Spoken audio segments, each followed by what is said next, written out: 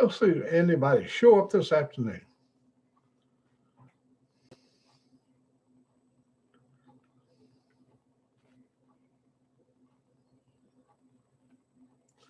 Everything's backwards on this. I wonder if they're writing backwards.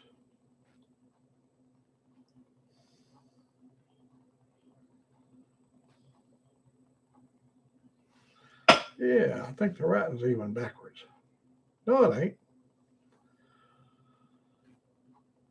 Oh, hey, Benton. Ben. Big old fist bump right back to you, buddy. I need to probably should get a hat on my head. My hair is a mess. Let me ring her up and have her to get me in my cap. I'll ring her up. She knows where everything's at.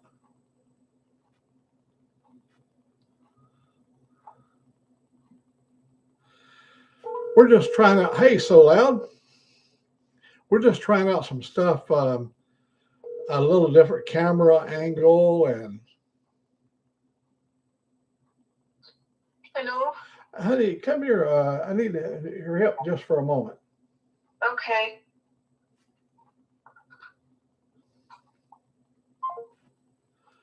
I think she might have been asleep. Let's see if I was all right.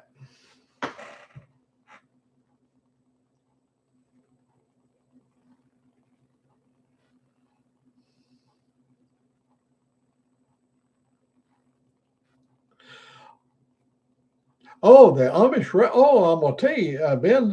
We go up there a lot. In fact, we was just up there not too long ago. I'll tell you what I love when I go there. When you walk in the door and go right straight towards the buffet, what greets you is a big old Southern ham that's got that beautiful sliced meat. I've never seen a bad ham there. I mean, the ham always is so good. It must be a Southern thing because that meat can be very expensive, and yet, hey, get me that cap right over there. I've run out of caps. All mine ends up on the Harley.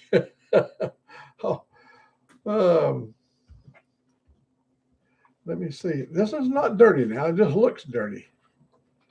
I bought it this way. You cannot believe how. Let me dust it off a little bit.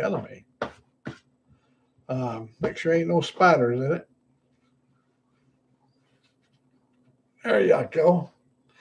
I keep my hair from flopping around.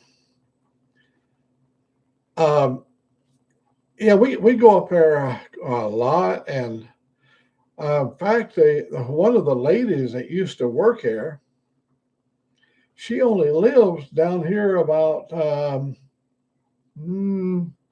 4 miles to the south of me. 4 miles or just down here a ways, 4 miles south, and she had waited our tables for maybe 15 or more years.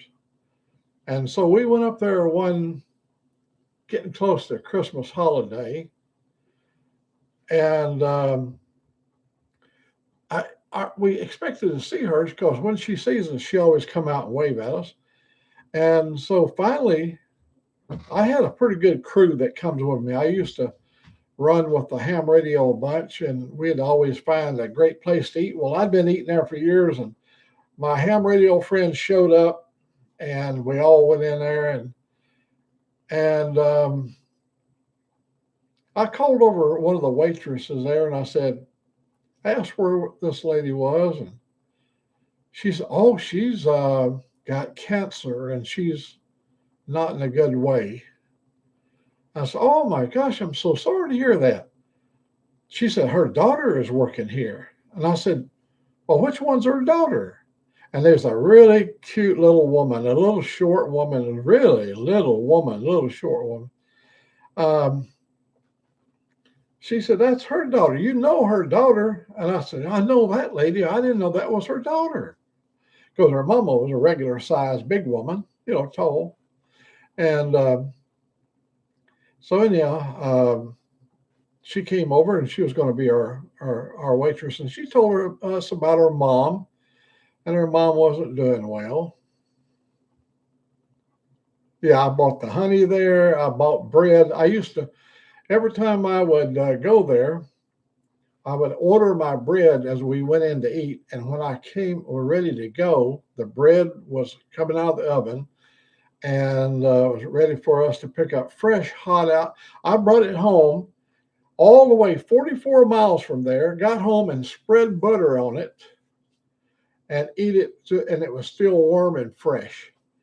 We wrapped it up when we got it, put it back there. We wrapped it up real good, and it was tender and fresh right out of the oven. So anyhow, she began to tell us about her mother and what kind of treatment she's been going through, and this group that I was with, um, they are financially stable people. Hey, 2-4. Yeah, yeah. Hand me my brew, man. Um, so these are all financially stable people. I was around the table. There was 8 of us around the table, and so I said, "You folks don't know this lady, but she's a kind lady that has served us for many years." And she heard, and they all heard the story when the daughter was telling us about her mother. So I normally left them a pretty good tip because I really like eating there. I like their food. It's just like the kind of food my mama cooked. The green beans taste like green beans that was cooked in a cast iron pot. They don't look like an old can of green beans that had been just dumped in and warmed up on the stove. No, they're green beans. Them girls shell the beans and snap the beans and stuff. They make everything. They don't kick it out of the can.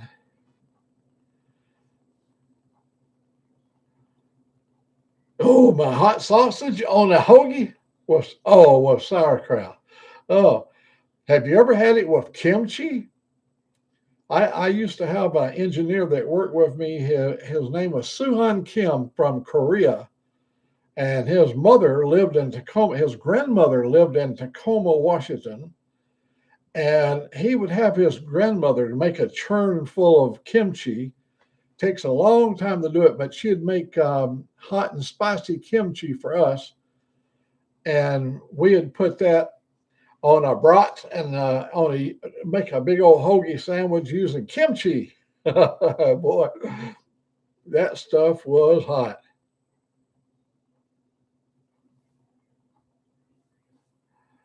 Oh, I like kimchi. We've had it from various sources, from Florida all the way to Washington, up into New Hampshire. Well, these folks, after I mentioned about this lady, I said I'm going to take up a little collection for her. And these guys reached in their wallet. I put in $100 bill, and they all did the same. Oh, that girl cried when to know that these old men that have been coming in there for years love their mother, love how she behaved, how she was always outgoing, and it made a nice Christmas gift for her mother. I don't know if she got to enjoy it.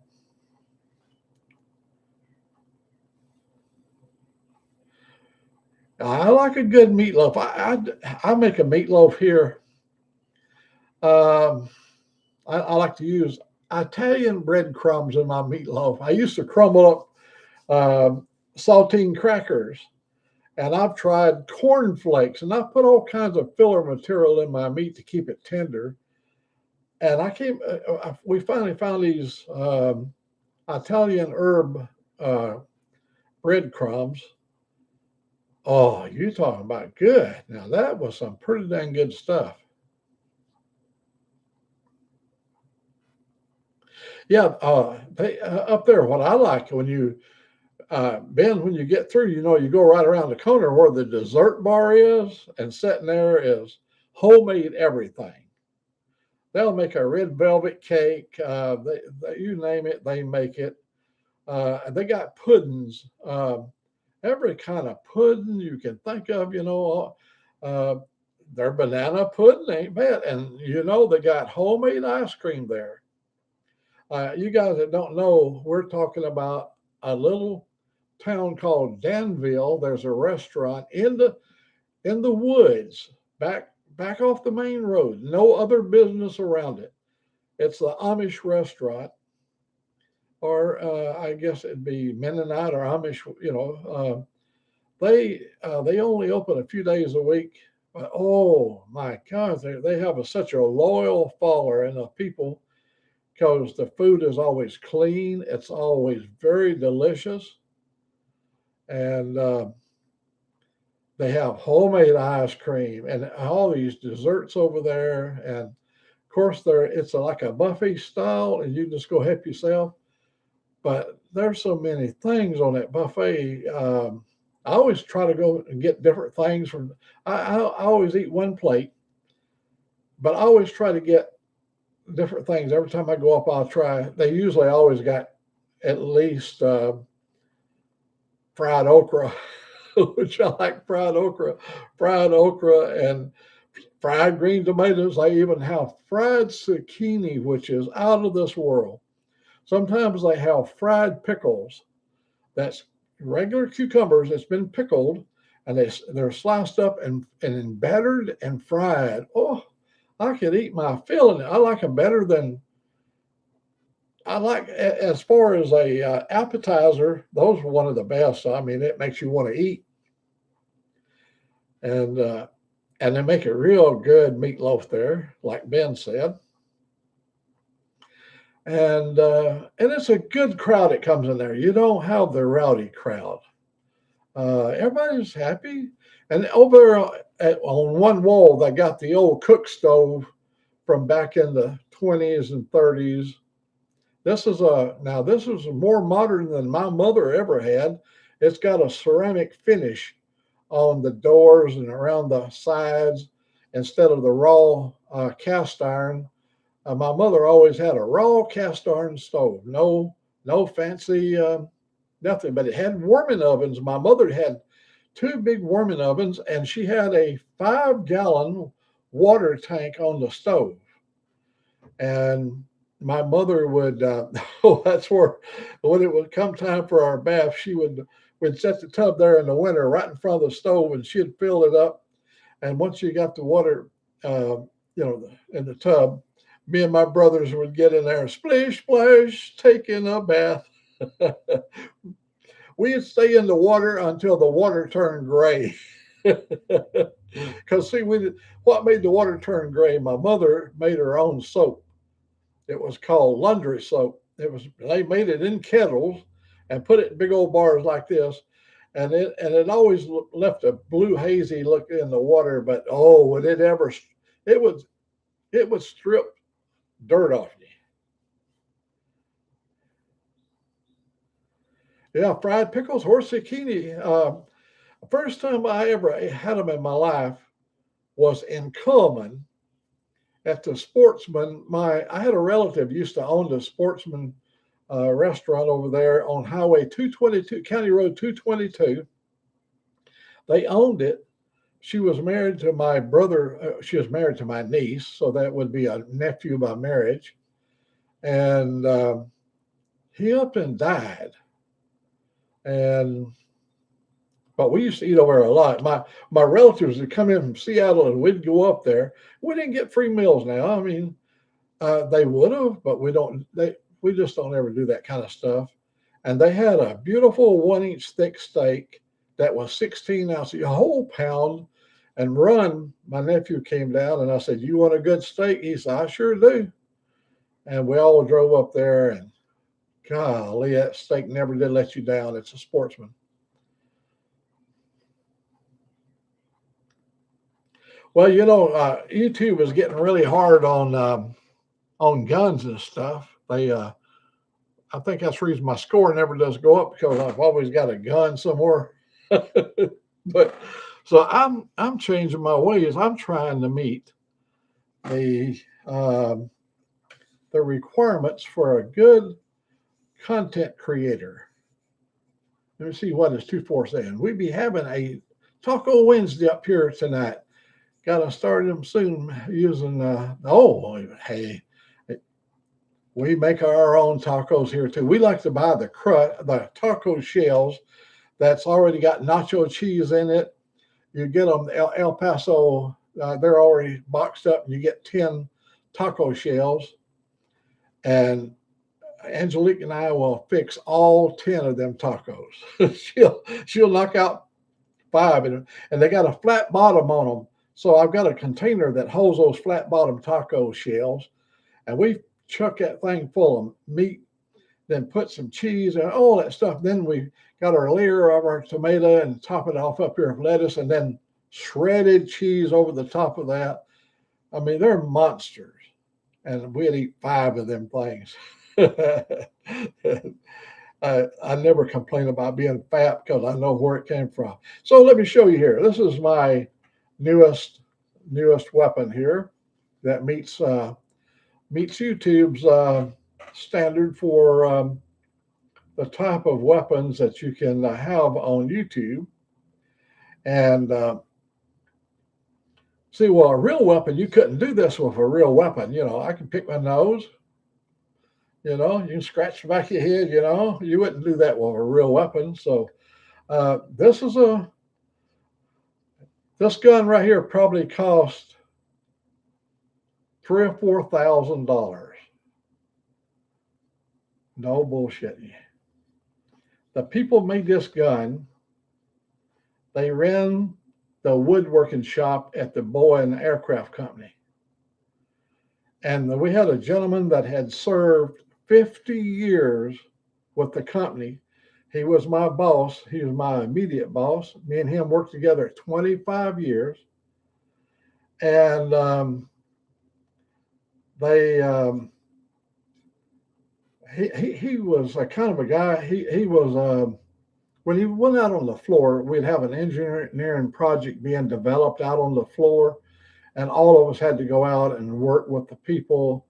If they had problems, we could help them to work through it. Hey, Carrie, I'll make sure I don't miss anybody.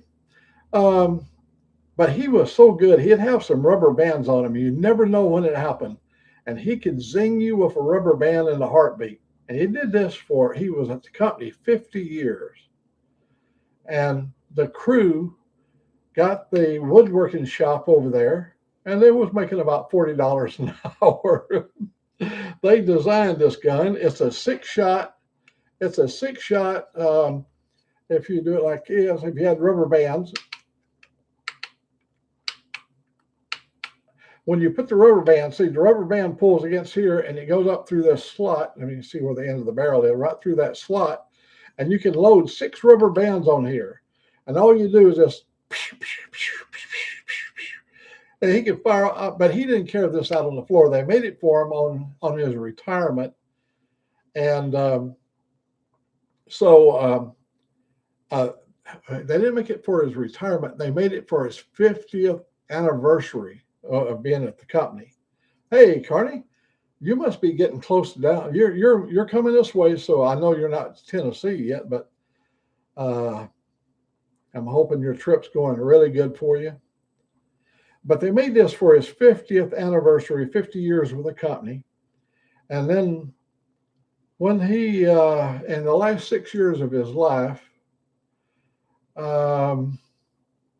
he stayed with the company 55 years. But on his 50th, they made this and give it to him. Before he retired, he gave me the gun because I was going to replace him. When he left, it was going to be my position. He was a senior project engineer in our division, and I had enough time in grade and enough of merit, whatever you call them, totem, to make the position. So, I mean, he gave it to me. And while he was alive, So I've always kept this. This is a YouTube certified. Yeah,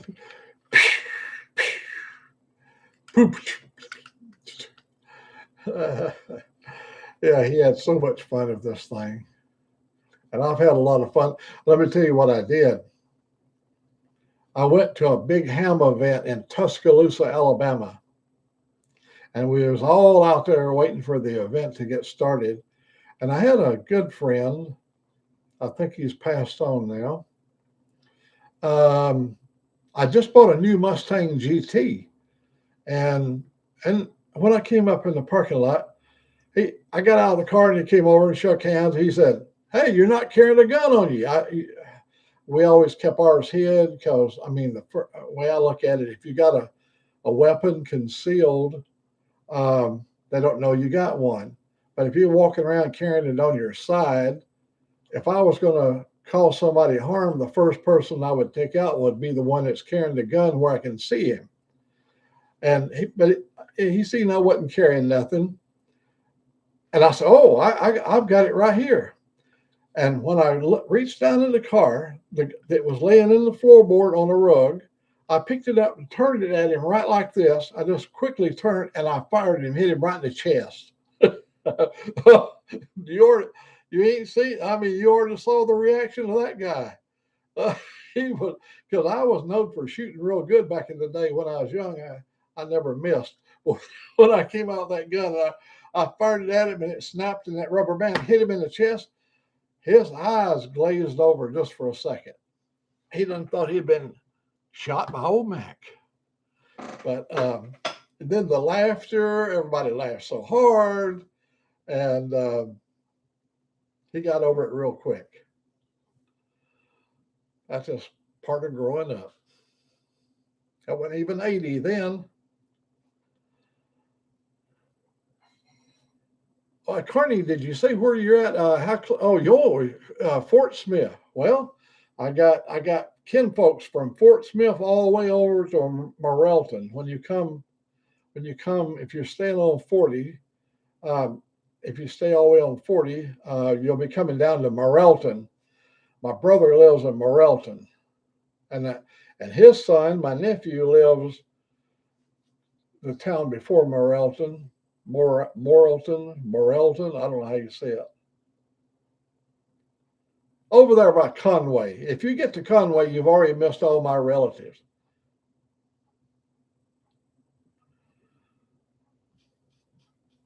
Well, it's a Wednesday afternoon, and there ain't nothing going on here. The storms are pretty well died down. Half my yard's washed away. We had a big storm. I mean, all those beautiful flowers, one half of them are washed away. We had a flood. It come down off the mountain over here and come right through my property, 3 foot deep, and went over the top of everything. It was all the way up to the steps. I don't have a. Oh, I can show you a picture of what it looked like when I got up this morning. I think I can. I believe I can. I don't know. And I haven't even had a drink today. Uh-oh. We're going to see if it's going to connect up so I can show you. Well, I got to do something here. Let me go back. Let me go. Every one of the gadgets have their own little attitude about things.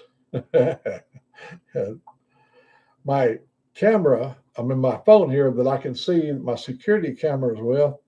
I have to turn off this right here so that I can force it to go from its. Okay, that's it right here. Turn off. Okay, now we can do it now. Yeah, I have to turn off. I have to. All right, here we go.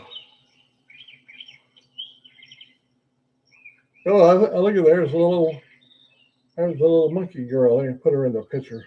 I hope y'all can see her. It's tracking Angelique. Let me get in close. She don't know that I'm watching her on the camera. But anyhow, down here at the bottom, as you see down here at the bottom, well, there's the picture on the bottom. I can bring it up. Um, that dirt over there you see, where that water is still standing, that most of that dirt washed around the corner, and so I may have to put some more topsoil down. I'm hoping that's going to be the last flood this spring. Once it gets rooted, and they come up like a foot high, I won't have to worry about them washing away. They'll be good to go.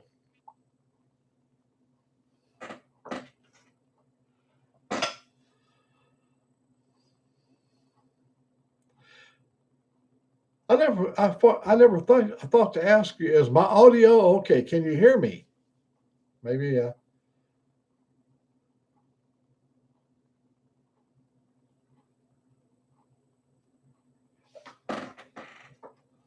Hey, Mike, did you see my?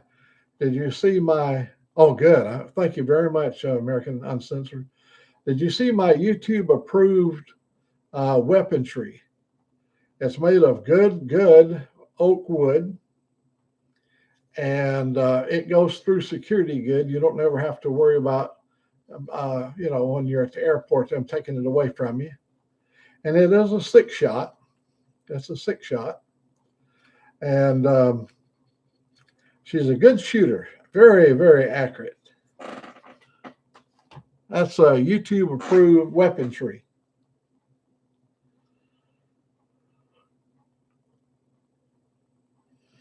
You're 62 miles. Oh, you're approaching Fort Smith. You're 62 miles west of Fort Smith. Well, you'll be there quick. I mean, that's less than an hour's ride. And but once you cross, as you know, you've been there before. When you get into Arkansas, that's the hellhole of America. The law is ruthless. They're dangerous there. All I can say, buddy, keep your head on a swivel. Have everybody in your car watching for the law, because they're brutal. They don't cut you no slack. My brother has been living there for over 20 years, and we're not criminals, but you're always doing like this, Because if you don't keep your head on the swivel in Arkansas, you'll end up meeting an Arkansas state trooper, and they're not nice people. Oh, I guess you'd feel really bad if you was a bad person. You'd even feel worse. But when you're a good guy like me and you get pulled over by Arkansas police, they'll find some reason to put the cuffs on you. Especially looking like you, Carney, a biker. And knowing them other bikers with you, they'll probably bring out 8 or 10 patrolmen out. They may even escort you through all the way through Arkansas. Oh, you lived in Hot Springs. Oh, well, you know about Arkansas. I'm trying to remember. Oh, I went out to Hot Springs there. Took my camera, made some really good videos over there. Took my drone. Oh, I tell you, there's a beautiful park there, really close to Morelton. What's her name? Petty Jean State Park. Petty Jean State Park. You go up there. There's a museum at the top, and you get up there and you can look down on the river, and it is so beautiful up there. Petty Jean State Park. The story was that she was on a ship during the days. She came aboard because women wasn't allowed to be on the ship. She came aboard the ship pretending to be a guy, and the captain found out about it, and he kind of moved her in to protect her so the crew wouldn't harm her because of her being a woman on the ship. And she was quite a frontier person. And they got her buried up there at Petty Jean State Park. It's just south of Morelton. If you're in Morelton, you can go south down toward Hot Springs and down through there, and you'll find Petty Jean State Park. if you ever get a chance, go up to Pettigene. That's a nice place. Um, and it's not as high as being over there in the at Lookout Mountain, in Tennessee, Georgia area, Lookout Mountain. But it's very beautiful view.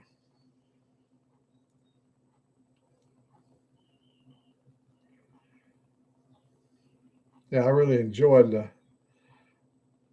I used to haul down south. I cannot remember. It's wait down below Little Rock. There's an international paper company down there, and I used to haul equipment for them to manufacture pulpwood, and it was all hydraulic stuff. And I used to pull in there and have to do battle with the warehouse people, because they'd be like during the ball season, they'd be sitting up there in that warehouse watching the ball game. They didn't want to come out with a forklift and unload my flatbed. I told them I don't care to stay in there as long as you want to. They paid me by the hour when I stopped. And once I got to the delivery point and I go on Qualcomm and they know that I have delivered, I'm at my destination, the clock starts. They pay me good, and that company has to pay my company really good for every hour I sit there. So they can sit there and watch their ball game in that warehouse there, and nobody cares.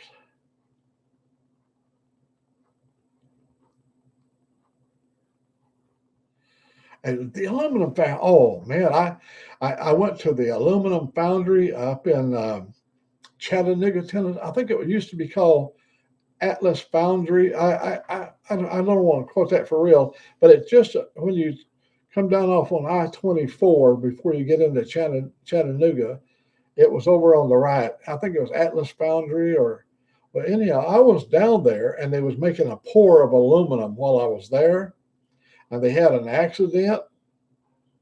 The bucket tilted and poured out onto the concrete, and it was a river of that stuff running everywhere. But I had a way from my truck I could get out around it where they had me offloading. But it's scary when that stuff goes onto the ground. All that moisture just exploding, all that water. Atlas, that's a company, Atlas Foundry. Atlas was that's where I used to haul. Boy, that stuff just be exploded, blowing hot, sputtering aluminum everywhere.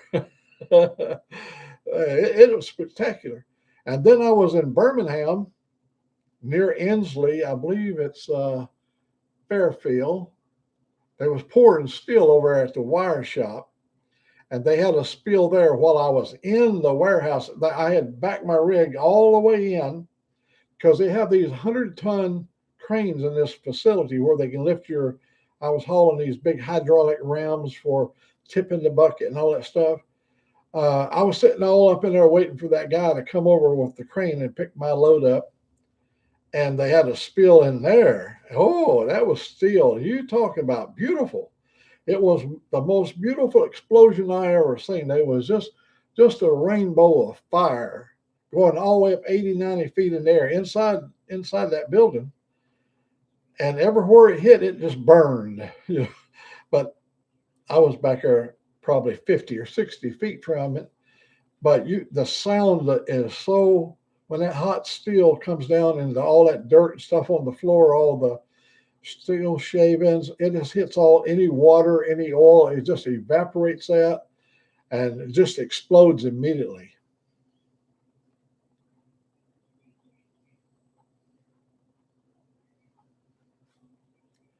Yeah, I like to go to some of those places because they can be pretty exciting. I hauled to Fall City, Washington. Fall City. They don't sound like much there. They got a big waterfalls there, but they got a plywood factory. Weyerhaeuser has a plywood factory, and you ain't gonna believe. Yeah, liquid aluminum ain't something you don't want to screw around with because when it splatters, see, it's light.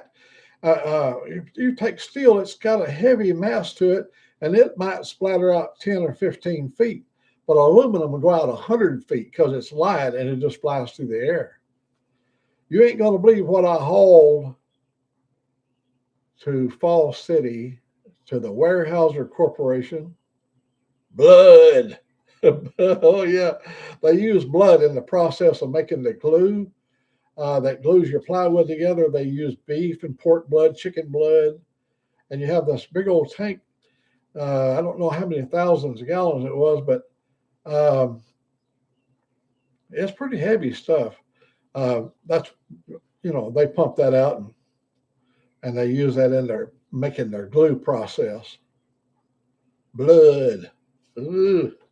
I can't smell, but other people say, whew, this truck is ripe.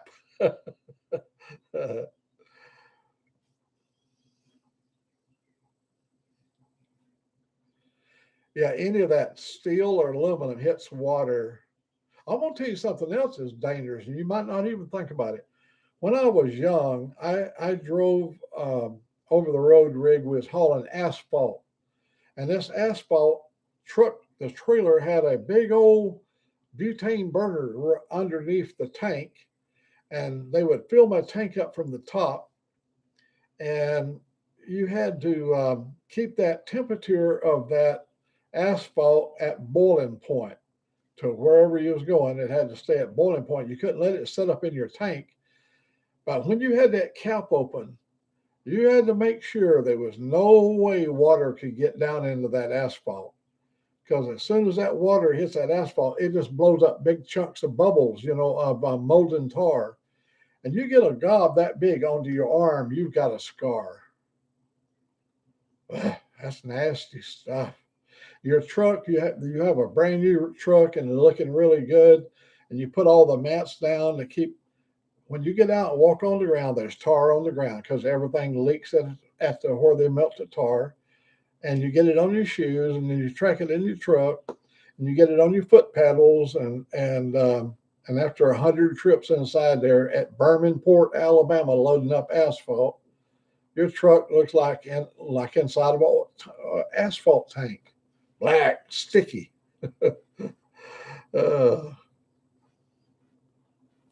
One time we pulled over at Fort Payne, Alabama on Highway US 11. This was 70 years ago. 70, 80. Yeah, 70 years ago. We pulled off on the Highway US 11 to bump the tires. That's what we call it. My old driver that owned the truck, him and I would switch out back and forth. He called it scratching gravel.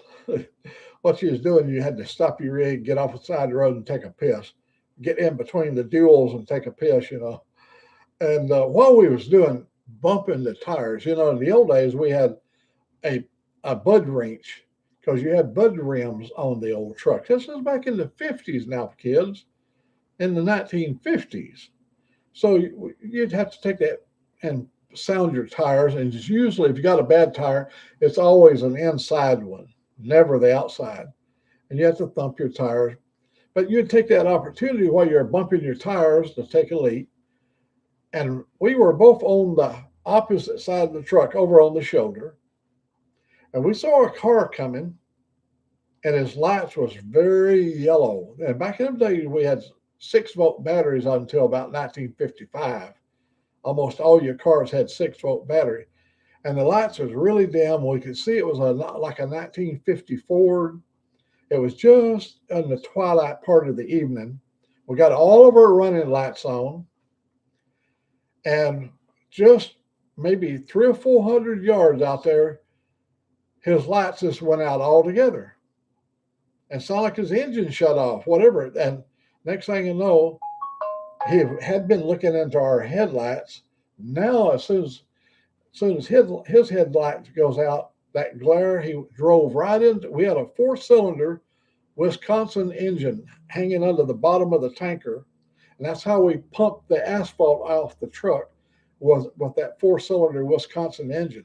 He hit the engine dead center, pulled all the brackets and everything off, and went all the way back and hit one of the rear tires back on one of the trailers. Hey there, Raspberry Hedgehog. Howdy, howdy, howdy. Uh, oh my God, we were like running like rats. We thought any minute we're going to be walking in hot tar. And we checked that thing over and we did not have a leak. There was not a leak in that thing. And the burners were still bubbling and boiling. And we go, oh my God. Because if they'd have went down, see if you bust the bottom of that tank and all that hot asphalt had got into the burner system, oh, there had been a massive fire. I'm so happy, Raspberry, you come over. I'm doing the thing that I've been known for, is just sitting around talking. And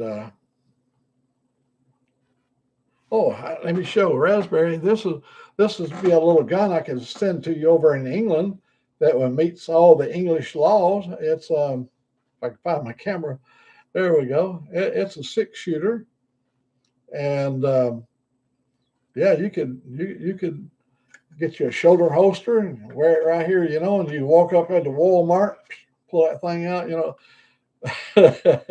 It meets all government agency approval. It's a rubber band gun for shooting rubber bands.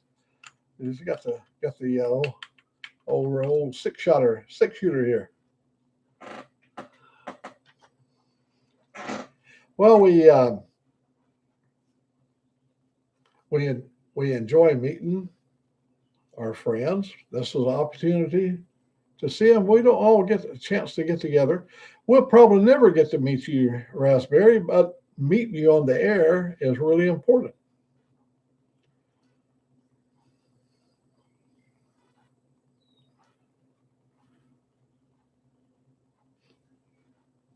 Hey, was you speaking to me, Raspberry, or was you speaking to Carney? I didn't want to step out of line.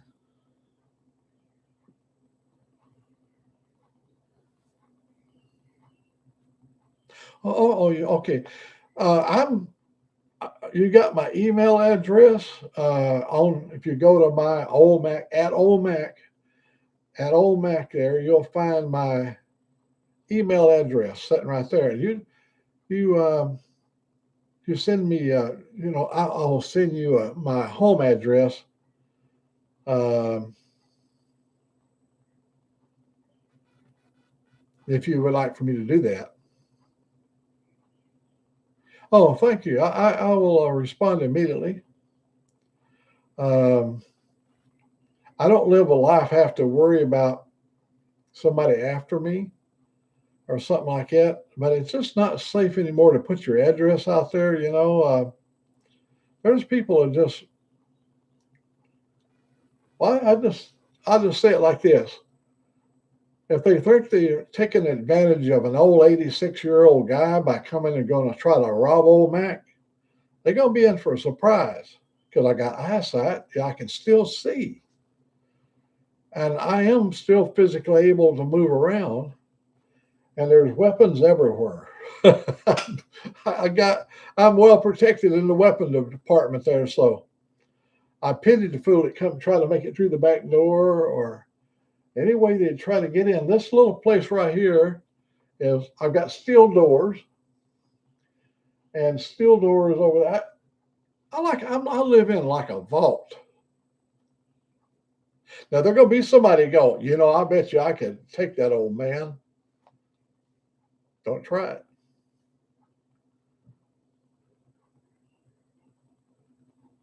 it. Yeah. You want to introduce them to your friend Mickey or something like that. And Mickey is a big old Rottweiler. I had a Rottweiler that was name was Caesar. And that dog was so obedient. And I loved that dog so much. But in 1989, I got a divorce. I bought the dog. I raised the dog. I had the dog in obedience training. And my dog was a really fine animal. But in the divorce, the judge gave her the dog. I didn't get to keep my dog. I, I, I don't mind losing anything in a divorce. God knows I've had a lot of them, but I hate to lose my dog. I've lost guns and cars and trucks and homes. You don't know how many homes Old Mac has owned. Mm-mm-mm. It would give you indigestion just thinking about it. Yeah, I had another dog that I loved. Her name was Princess, and she was a English sheepdog. And I got videos. We in 1980, I bought the first camcorder, and I had to wait on it 3 weeks to get it. First camcorder in the Seattle area. I paid $3,500 for an RCA camcorder, the power pack, some lights, and a couple of other things. $3,500. Each of the VHS tapes cost $20 a piece, each one of them. And so when I would be working, my kids would use the camera. They would make videos. And on the weekends, we'd make videos together with the kids. Well, when my old English sheepdog, my son had my little boy, he was 6 years old or something like that. He had a rubber hot dog, had the rubber bun and the little weenie inside. And he he would get on one end of the weenie and bite down on, and Princess would get on the other and drag him, and he'd be down on all fours. That sheepdog would just drag him across the floor. He loved it. That sheepdog couldn't get enough.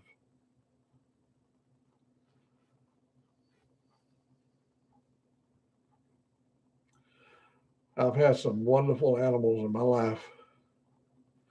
I used to have a parakeet, and the parakeet, when I would be drinking a rum and coke, the parakeet, she would let it out of the cage, and it would fly over, and I'd hold my drink, and it'd walk up my arm and go over and drink out of my glass. He kept getting, and after he had a few drinks of that rum and coke, he would take on the attitude of a sailor. I ain't kidding you. He would bite me, he would growl at me, and he'd fluff his feathers up at me, and he'd get real mean at anybody. He wouldn't want nothing. He would not let anybody. He was more vicious than a hummingbird, about protection. That glass and him and I had a bonding. And the reason he would be biting me, he wanted me to tip the glass up so he could get his head down in there to get more liquor, little. Well, this went on for a long time. That bird, he would wait for me he could hear when the bottle was being opened, or he could hear when you opened the can of Coke. And he'd start jumping up and down in his cage, and he wanted out, and so she'd let him out, and he'd fly over and do the routine over and over. One day, one of my kids was outside, and they come in just as he was flying from me back to his cage area. When she opened that door, he went right out the door.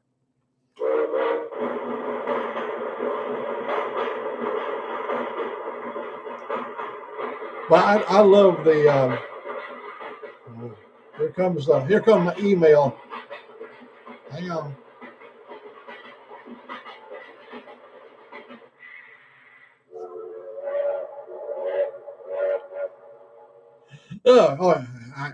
You got mail.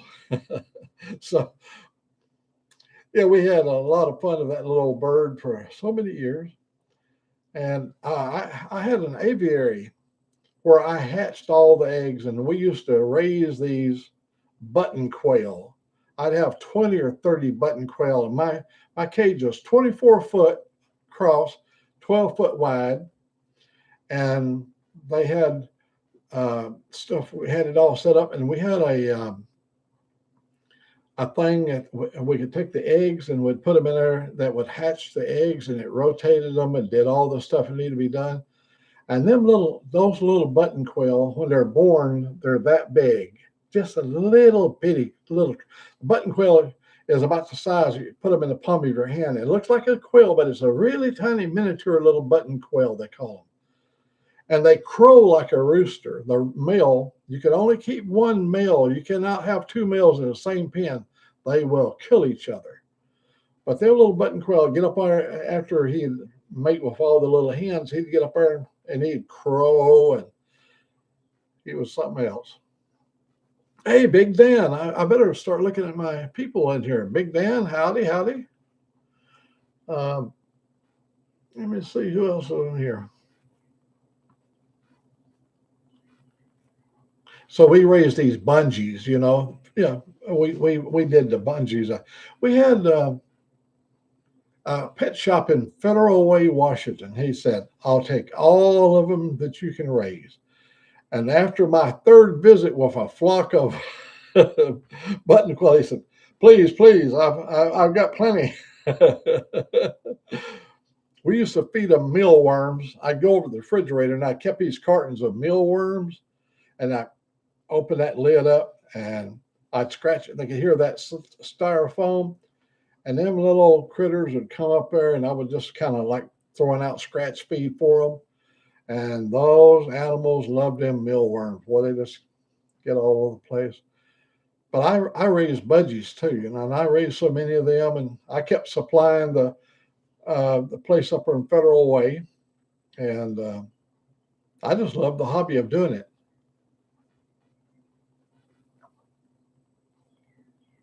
Oh, you gotta go to bed for an early night. Okay, yeah, drop me an email and I'll respond back to you. And I think I've got a couple of $3 bills left. I'll send you a couple of $3 bills. Um, 'Cause I think I have two left in the hurry. I'm out of $3 bills. I got to get my guy up on the hill to make me another batch of them. Good night, Raspberry. Yeah, I think there's like 7 hours between here and England, so well, maybe she get her some good rest. I usually go to bed. I'm a traditionalist. I usually go to bed at 11:30, and I'm usually up by 7. I usually wake up before then, but I'll lay there and waller in the bed before getting up. I spent 22 years on second shift. Seems like everything I do has got a 22 in it, but that's how many years it was. That is odd. I've got a fixation for 22.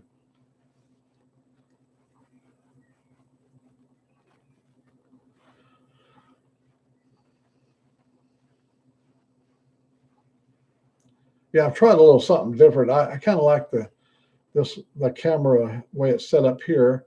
I tested it out on the audio, and it sounds like it doesn't have near as much echo like sound to it. I think it's because I'm closer to the mic.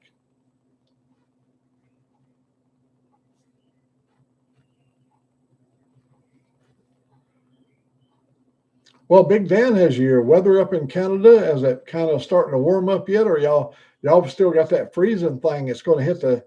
I think the East Coast is going to be hit by a freeze this weekend. Maybe starting tonight or tomorrow night.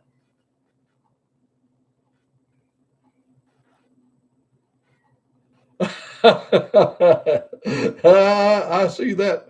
I see that 2-4. Stuck on 24.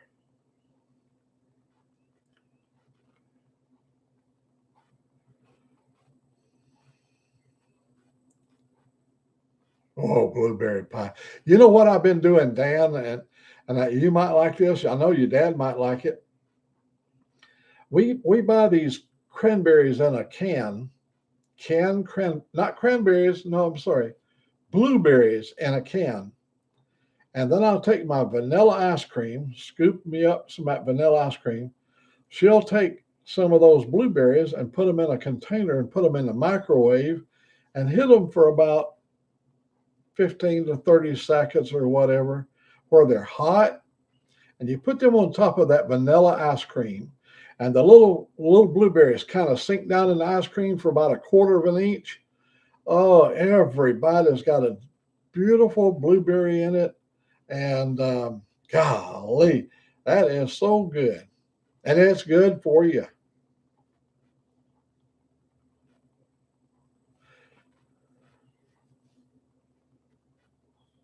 Oh yeah, New York, Oswego. Yeah, I know. I went to, I think it was Duluth, Minnesota, and we got frozen in up there. I was at Evelyn, Minnesota. I had to spend a weekend there, and when I got down to Duluth, Minnesota, it was like 30 or 40 below zero, and the lake was frozen. They had a cutter, a big icebreaker out there, opening up channels so they could haul that iron ore out of that Evelyn, Minnesota quarry over there. And but I mean, he was having a time breaking that ice pretty damn thick there. But we were on the other side of the lake, hauling over there at oh, where the heck was that? Ypsilanti, Michigan. And there at Ypsilanti, you got this wind effect snow. I pulled in and I stayed at the Holiday Inn at Ypsilanti. I think it's called Holiday Express or something like that. Nice place. And I went upstairs, took me a shower and a bath, and stayed upstairs. I didn't come down and sleep in the truck. When I come back that morning, I got up around 5 o'clock in the morning. I had 6 inches of snow, and I was all tarped down. And so I drove over to where I had to unload, and my tarp was frozen, all that snow.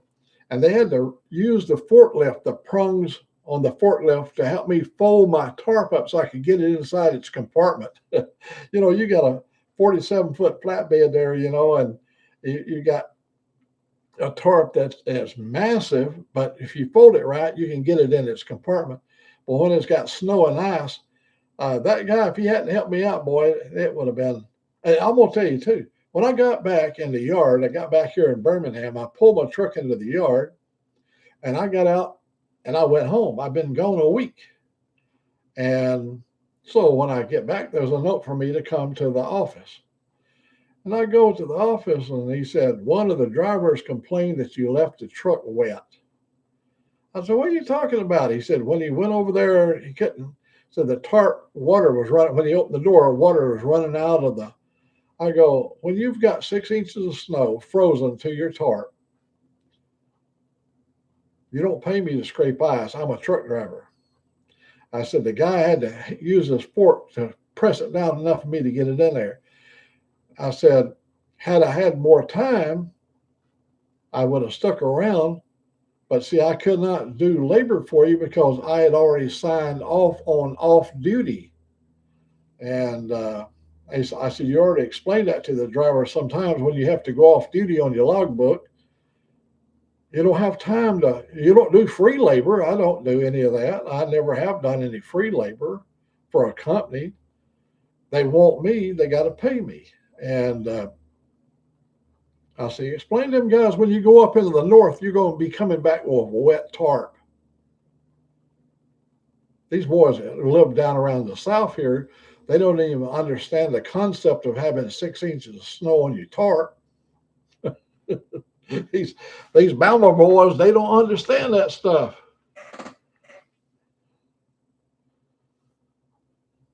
I can't imagine a grown man whining about his tarp being wet. It's got holes in the bottom of the thing, but the tarp had settled down, and I guess the bottom of the tarp had closed up the holes, and the water that melted off the ice just started running out the door.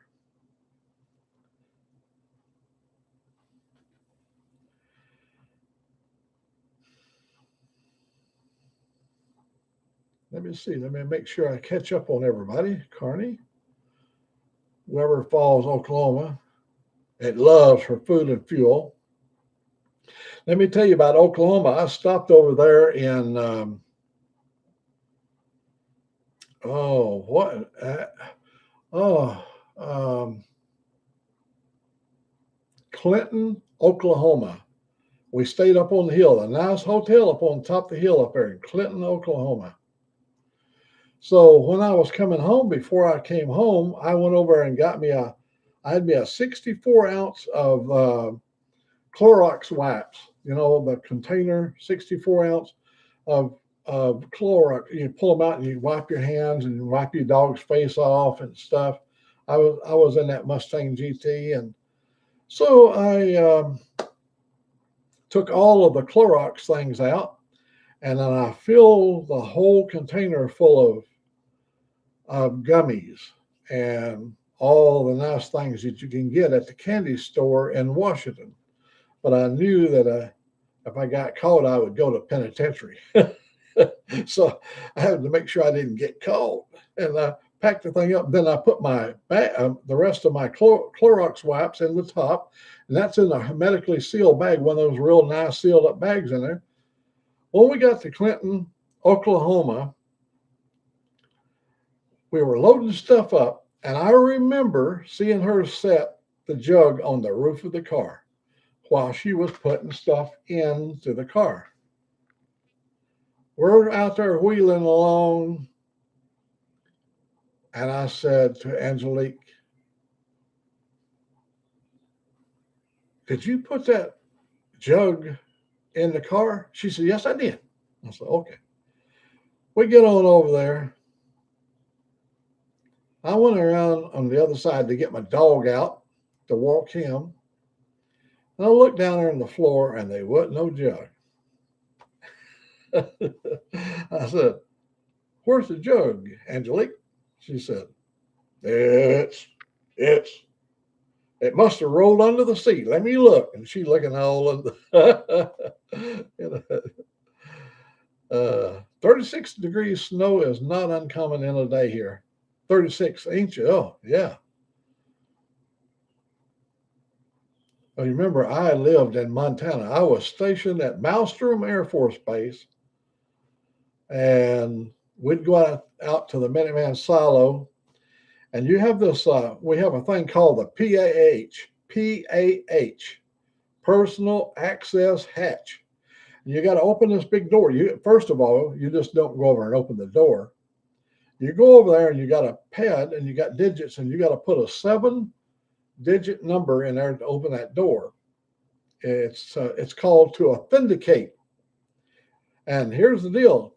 That number changes on the hour. You never know what the number is. And so you have to, when you go onto the site, you have to request someone to deliver you the number. They couldn't call it in to you.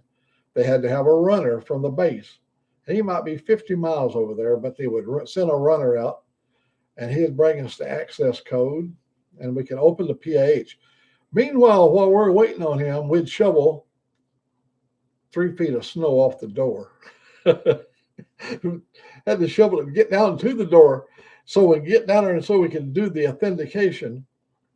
And everywhere you went, every access door had to be authenticated.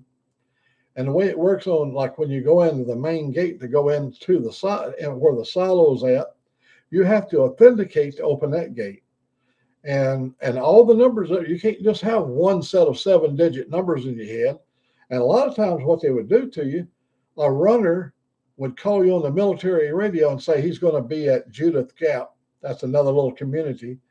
And pull in, he'd give me authentication. Now, he don't give you a written piece of paper with the authentication on it. He gives you, from his lips to your brain, the 7-digit numbers.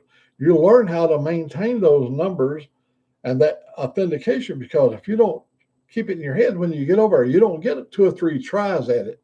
On your second attempt, the thing locks down and you can't open it. Then you got to have somebody to come and open it for you, and that ain't good for you.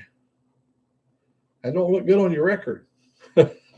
So you will learn how to retain 7 digits, and it's not just numbers. It's got alphanumerical, and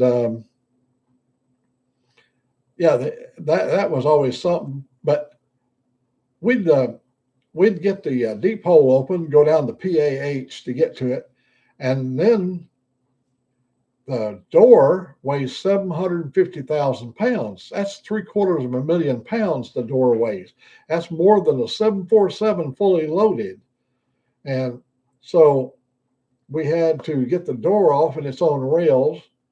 And then that was like 4 hours to get the door off manually, because we had what's called a little donkey that we could pull the door off with a donkey, gear-driven donkey. And so we'd finally get the door open, because if we had to drop stuff down through the middle of the hole with the crane, we had to have the big door open. You couldn't do it through the PAH, personnel access hatch.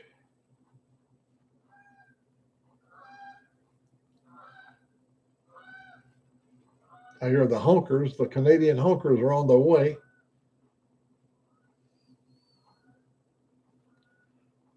I don't see the time.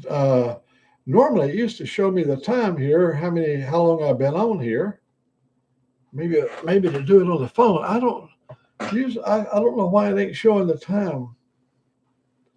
Because I always would say, hey, I see it over there. I see I've been on 1 hour and 6 minutes.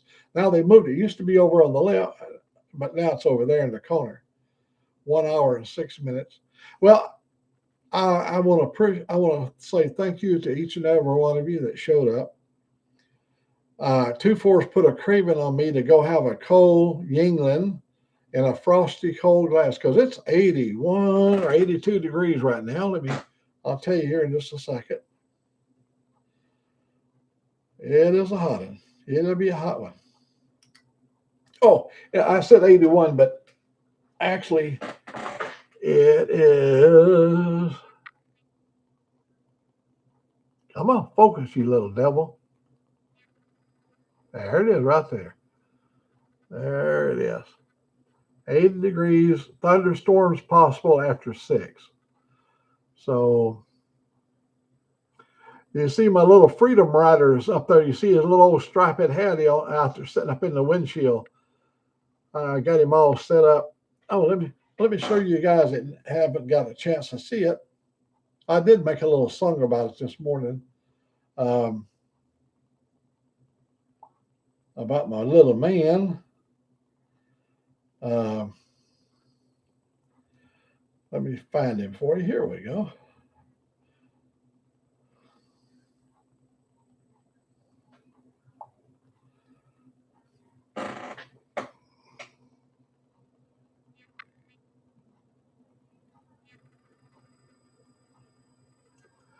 There's my little buddy that rides with me now.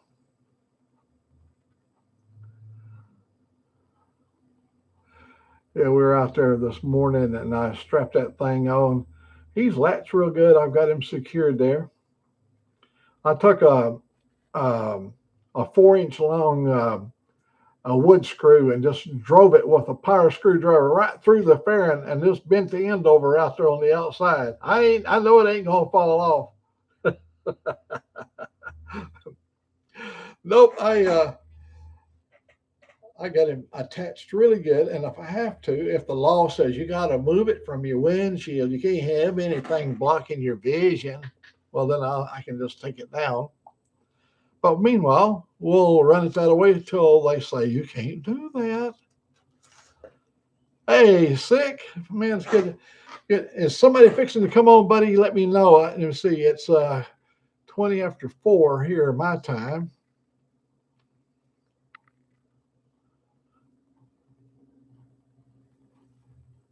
$45 and pouring rain. We're sitting here with the back door open. Now I have not started the air conditioner because, first of all, I don't like air conditioning, and I know, but I don't want to. If somebody else is doing something, I know I can't take nobody away from nobody. I mean, everybody's going to do what they want to do. That's a good way of looking at it, sick. Yeah,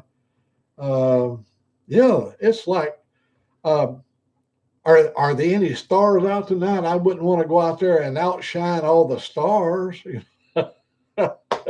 Yeah, how egotistical can you be? Oh yeah, you're down there where it's hot. We just now starting to see hot weather. Now, when it does I don't never run it at night. I cannot stand being cold at night. And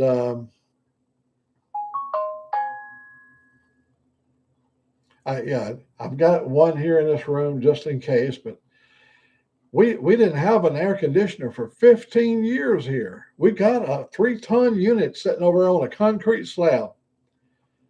But when it died, you can't get anybody to come out here. We live in a dangerous area where there's animals that lives under the floor. There's snakes that will hurt you. And there's snakes everywhere. I had a guy come and he went about 30 feet under the house and he said, hell, the biggest snakes I ever seen in my life is right here under your kitchen. I go, well, that's just the way life is. No, you're in a. I live there. I lived in a. When I was at Malmstrom Air Force Base, they put us in a 65-foot long trailer where we was living, and it had no air conditioning. When we was out on the job site, I was in a 45-foot trailer, no air conditioner, in a metal trailer, a construction trailer, and no air conditioning. But we raised our windows up. But in the wintertime, out there when it would go over 40 below zero, it didn't have any skirting around, and it sucked all the heat out of the building. And we had a 70,000 BTU gas heater in there, and you had to take a stainless steel bowl and fill it up full of alcohol and put cotton in there and light the cotton. And that's how you could warm your hands so you could write special order, special repair. They call them SRs. And so you can keep your hands warm because you have to have your gloves off to ride. I do. And so that's what they gave us, alcohol and cotton. It's actually not cotton balls. It's like gauze. And it comes in a kit. You throw that over in there and you light it, and it'll run 3 or 4 hours in that pan. The problem being is, if you knock that pan over, all that fire goes everywhere. And alcohol flames, it's hard to see until stuff starts catching on fire. It's not a safe thing, but we were expendable. See, that was way back in the expendable days. Now companies kind of worry about losing an employee. I think they're more or less worried about what the lawyer would do to them. Yeah, I came up through the expendable period of time. And there's 1,000 workers just like you, ready to go out in the field. Yeah, we don't never worry about running out of resources. Sterling Will, I watched you. I did watch you on the big screen over there. Well, I think it was a rerun this morning. I was watching you was leaving El Paso, or you was Laredo. Yeah, you was leaving Laredo. So I think that might be a rerun because I know you've already went home, unless you went to Laredo again and coming back. I don't know. You're a man on the move.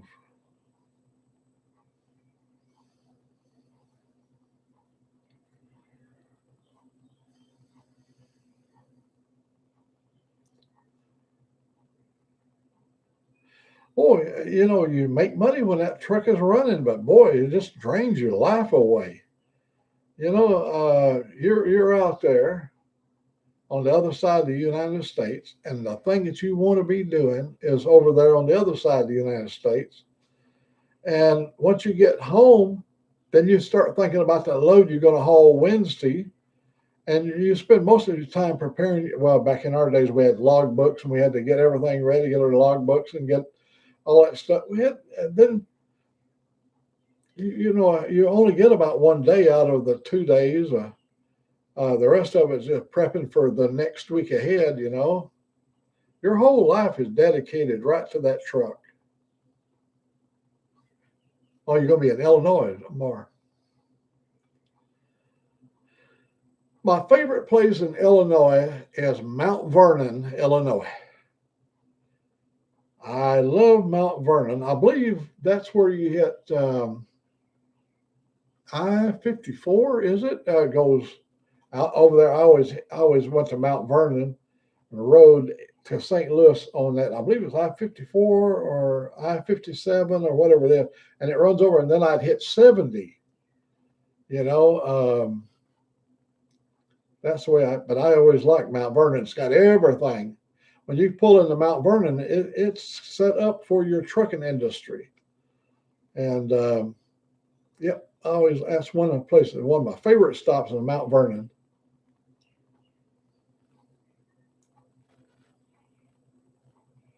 Yeah, yeah, yeah. You wear yourself down. You come home, and you got things that you got to do when you get home. The things that you didn't do in the last week or two, and Terry Hope.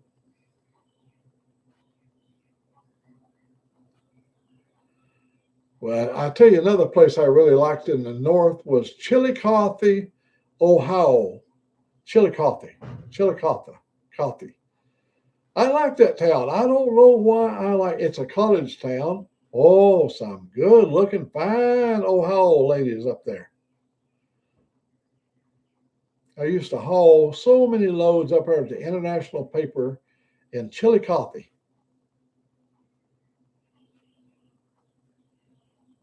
Mount Vernon, Wisconsin. Well, in Washington State, we have Mount Vernon, Washington, which is above Everett, and it is one of the most beautiful. Let me describe it. For about 50 miles, all you see right now at this time of the year is tulips in every color in the rainbow. 80 acres of blue, 80 acres of yellow, 80 acres of purple, 80, just from the time you leave Everett till you get to Mount Vernon, it's all tulip fields. It's got the perfect pH factor in the soil from all the volcanic ash, and it's got the perfect climate for it. It's kind of very much like Holland. It has the same growing factor, and they ship the tulips around the world every day into tons of tulips. They got a 747 that is refrigerated 747 that they haul the tulips over to Europe. Our tulips come off before they do over there, so they get a little jump on the market. York, Pennsylvania has pretty women. I was stationed down there in San Antonio, and I found some pretty women down there. I'll tell you another place I found some pretty women over there in Sedalia, Missouri. There were some pretty women over there. Because see, you got several military facilities, and anywhere you got a military facility, you got pretty women because their husbands are working at the base, and they're overseas, and the pretty women get really lonely. I feel sorry for them. We had a big German woman from Germany in San Antonio, Texas, and her husband was overseas.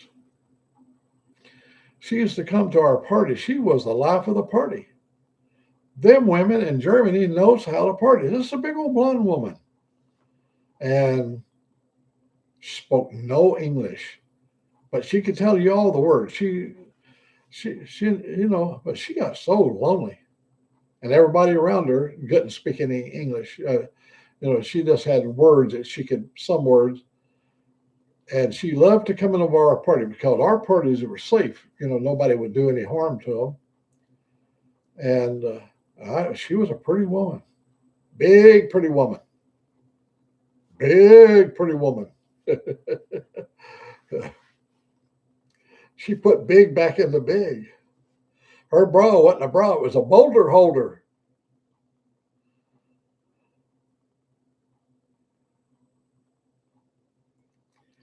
Oh, and I'm going to tell you another good place, Castle Air Force Base, Merced, California.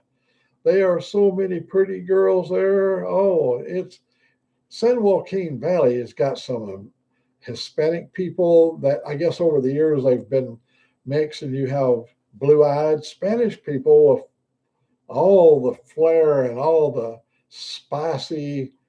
Yeah, there's some really, really nice women in Merced, California. There's good women everywhere. Big old good uns and big old good uns and good old big uns.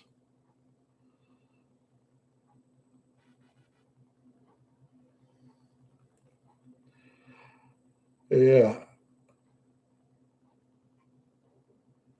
I haven't got a chance to see you today, Rob, other than this morning when Carrie, when Rob was out there riding the sidecar. That was really cool. But I haven't been on the TV. We're outside. We're doing our thing here between storms, and you got a lot of stuff down. You got to clean it up. We got all that done. Then we had to fix lunch. Angelique fixed lunch today. I didn't go buy lunch. She fixed lunch. And so I haven't even had the big TV is not, yeah, it's on, but it ain't doing anything. Just sitting over there. It's in neutral. It's sitting there idling. So maybe I should get off and do a lot like one last tour code. You saw what it said right there. Heavy storms coming at 6. Let me see. I believe that's what it said on the weather. Heavy storms at 6. Yeah, thunderstorms after 6. And let me take a look and see where it's at. I'll tell you how much time I got. That was it's 80 now, and it's going to be down to, well, when the storm gets here at 6, it's going to be down to 77 degrees. So it's not going to be violent. And at 7 o'clock, it's going to be 73 degrees. Sunset, then at 7:29. And it's going to stay in the 60s. The lowest going to get tonight is like 62. But tomorrow's a different story. We're going to have a high of 71 tomorrow. And we're going to be a high of 70 on Friday. That cold front they're getting up there, we're going to get a breath of it. It's going to blow in on us. It's going to stay in the 70s all the way till next Monday. We won't see another 80-degree day until Monday. It's going to be in the 70s, 74, 71. But still, when you've had 80, 85 degrees every day and then it drops down to 71 or 70, you can feel that. You can feel it drop.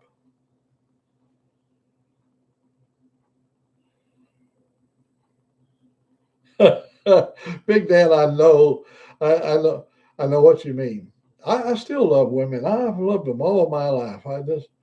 I, I think God created them uh, like eye candy. Yeah, buddy.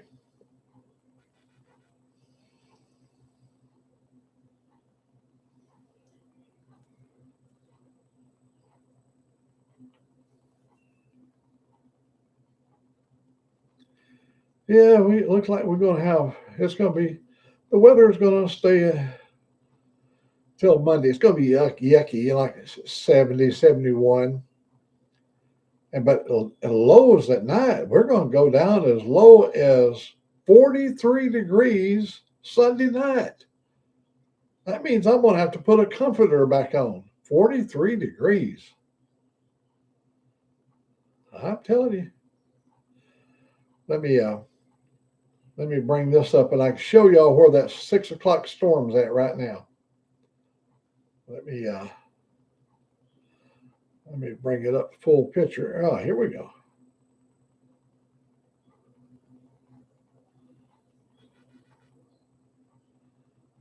Yeah, it's coming. It's big. I'm telling you, folks. That right here is going to be noisy.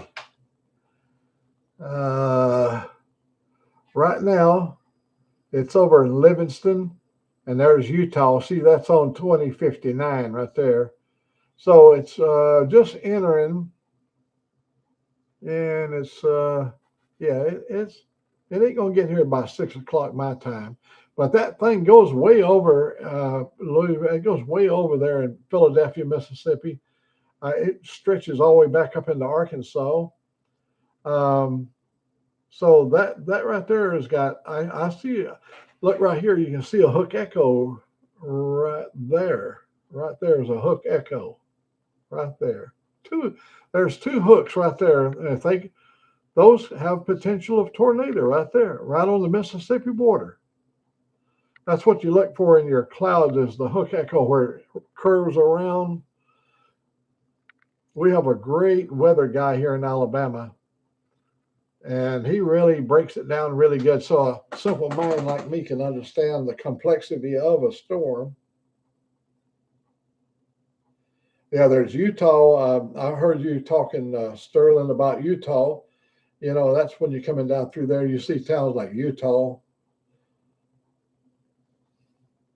Tuscaloosa. There's a in Tuscaloosa. It used to be where the mentally handicapped people would be put away in a mental institution in Tuscaloosa. So when we was little kids, hey, brown chicken, I don't want to miss you before we go. Um, when we was kids, my mother would get on to us and she would say to us, if y'all don't quit acting crazy, I'm going to take you to Tuscaloosa and just drop you off at the front door. So we start behaving because we didn't want to end up going to Tuscaloosa.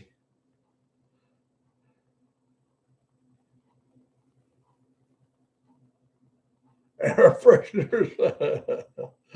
An air freshener for a motorcycle.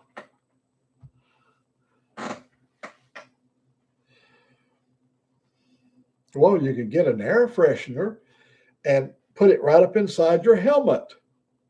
And all you'll be smelling is nice.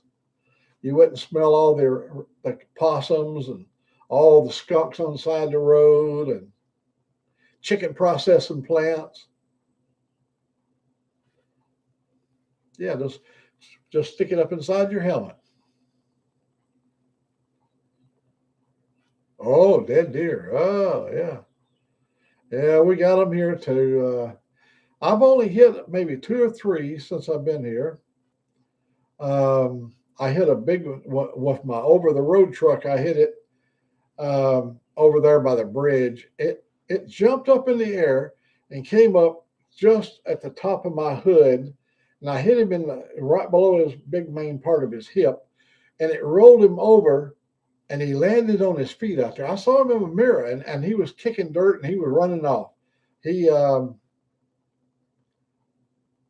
Yeah, it didn't break his legs or nothing because he ran off and all four legs would seem like they were working. So, but it was a fiberglass hood. That was a Freightliner, and that fiberglass hood it didn't crack it enough. But I believe it did bend some of that cheap aluminum grill stuff that they got on it. But that's about all it done to it on that. But up in Kentucky, I hit one on the freeway up there on I-65, and it rolled and tumbled under my truck.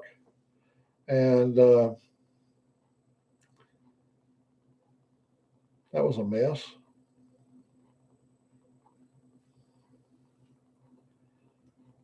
We have out in Washington, we have a lot of elk. Elk are like the antelope of Montana and Wyoming. You see a lot of antelope in Washington when you leave heading towards 101 down there by Olympia. When you leave I-5 at Olympia and head towards you hit 101 and head towards the coast. Oh, that place has got so many elk in there that they'll be in herds of 12 and 15. They're like big old horses, pretty good size. You don't want to hit one of them. Even an 18-wheeler don't want to hit one of them.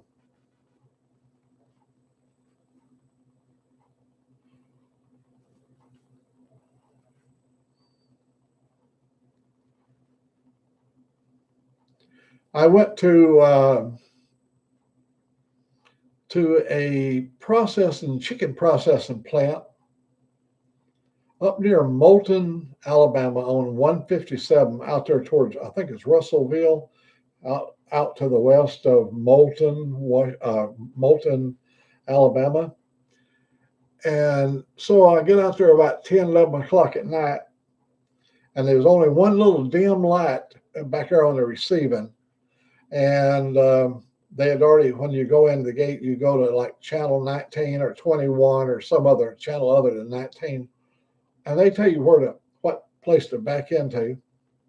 So I got there and I see the number of where I'm going to back into, and there was already a rig sitting over there.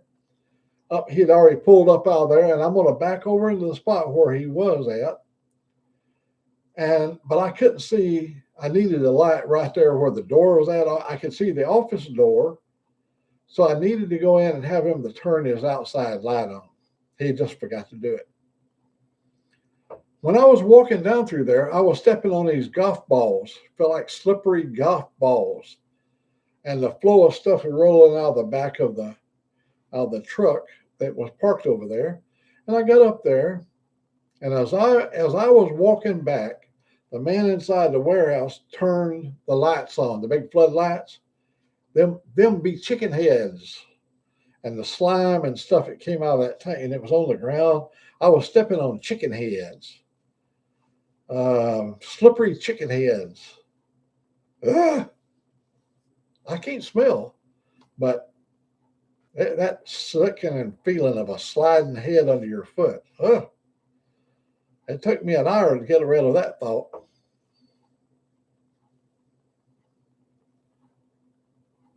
Cape Disappointment. I don't even know where Cape Disappointment. It sounds like I was one time we were sitting down there to Cape Kennedy, which was then the name had been changed from Cape Canaveral to Cape Kennedy, and Cape Kennedy. That was the only Cape I've ever been where I've ever spent any time. Cape Disappointment. I don't even know where it's at. It sounds familiar, but I don't know where it's at. Oh, Cape Disappointment near Astoria. I've been all the way, every inch of the way, but it's one of them little places you don't pay much attention to. We used to go in Washington State. There's a place where you go out on the charter boats, right down there close to the Astoria Bridge, and you got this long bar. You go out on this bar. You have to cross the bar, and it's a pretty rough ride. And we went out there a lot of times, but we usually go out up closer to Aberdeen. You got Aberdeen and a couple of other towns up there.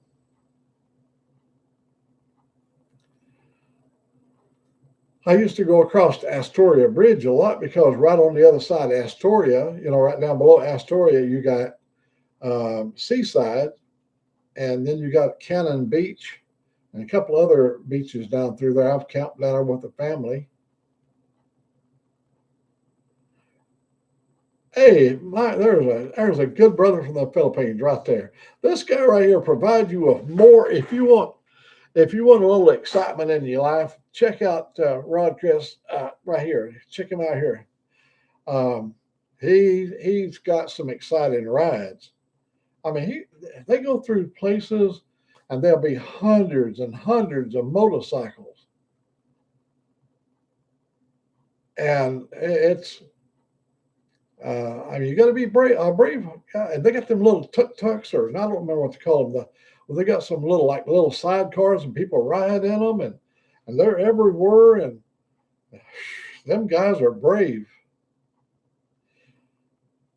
I've watched probably every video since I've connected up with him. There's all my kids have been in the Philippines. They were all stationed there. Even the ones in the Marine Corps went there. Even the Army went there. And we had two of the boys was one was on an aircraft carrier, and the other was on a destroyer called the USS Ingersoll.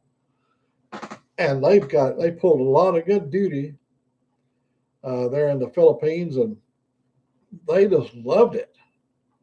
In fact, one of the boys married a Filipino lady when Mount Pinatubo blew up. They had already got married, and when the mountain blew up, they extracted his wife out and took her on the aircraft carrier Nimitz and took her to Thailand or somewhere where she could get on an airplane. And then she flew to Seattle, and we went over and picked her and the baby up.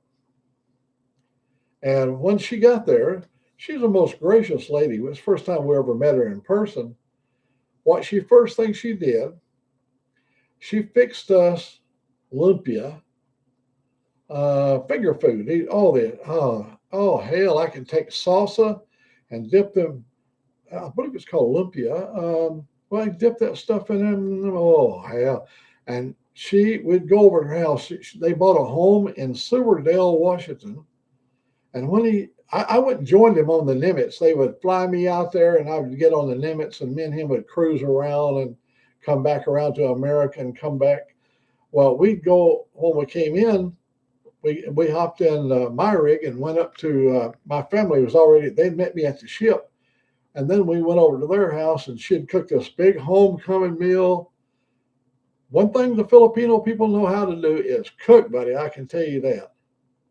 I ain't never met a bad cook. Well, y'all saw Miss EB, she's from the Philippines, but she lives in China, and watch her cook and all the beautiful things that she does. She's just not a biker, but can't hold that against her.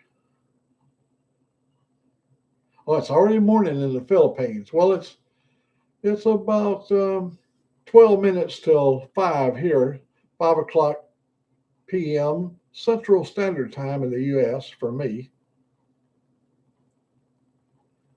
I tune in to a lot of the guys that lives in the Philippines, a lot of different channels, because they all bring a different level of excitement.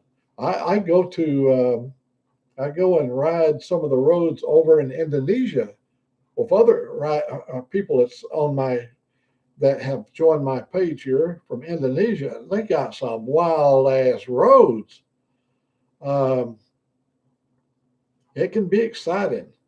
6 a.m. in the morning. Well, it's time for you to get on that crotch rocket and head on down and all that. Wow. If I remember right, I believe you live way away from Subic Bay, or way on down from. You're way down towards the bottom of Mindanao, or I can't remember that town off the top of my head because I've got a million towns in my head. But I remember when the big hurricane hit, and you was way off up. Oh my God, you people! I tell you, you have a lot of volcanic action. I've been watching these guys fly their drone up to the top of a volcano there in the Philippines, and you can see bubbling lava up there, and it's something else. You're part of the Ring of Fire when it comes to. It goes all the way around by Seattle, that Ring of Fire, and that's pretty exciting.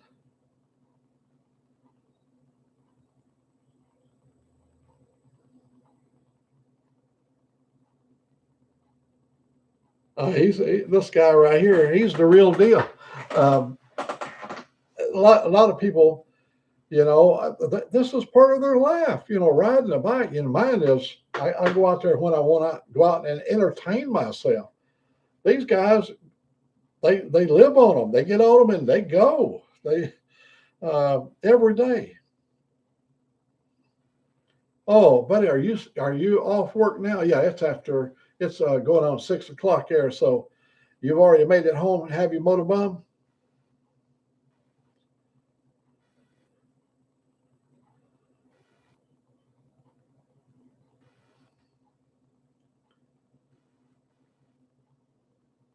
Yep, 2-4.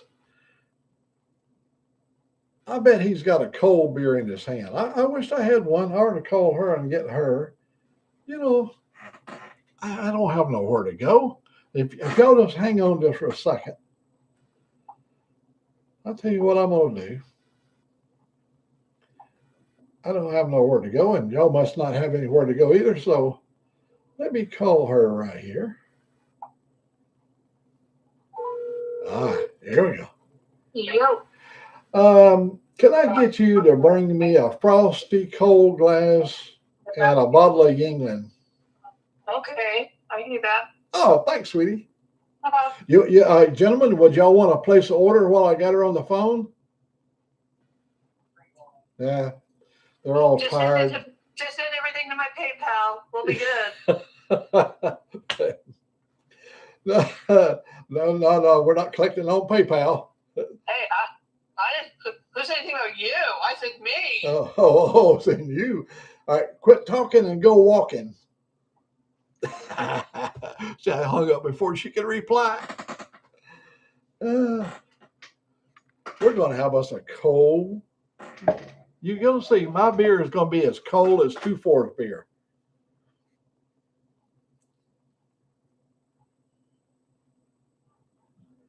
Oh.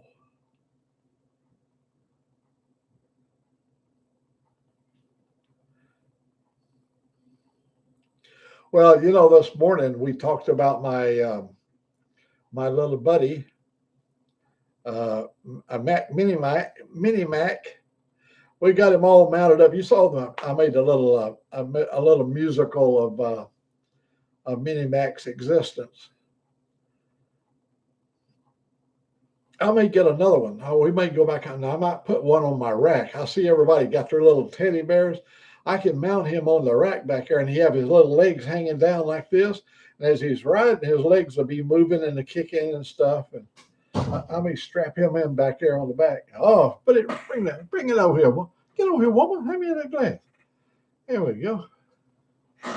As you can see, we got a frosty mug right here.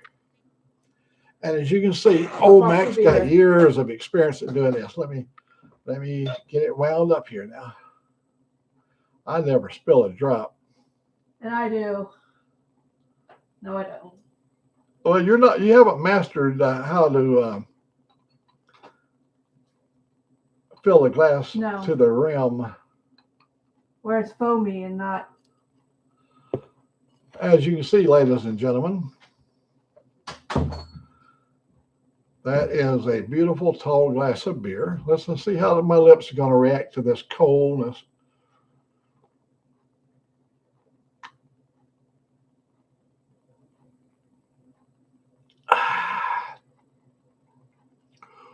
Wow. Yeah, buddy. That is frosty. You can put the rest of it in here before it.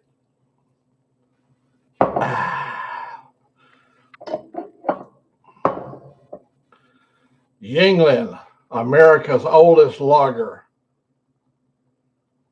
Pure American.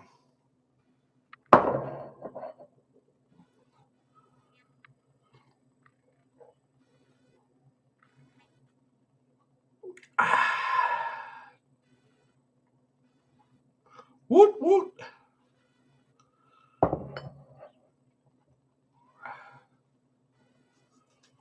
I feel like I got a belch coming up. Now.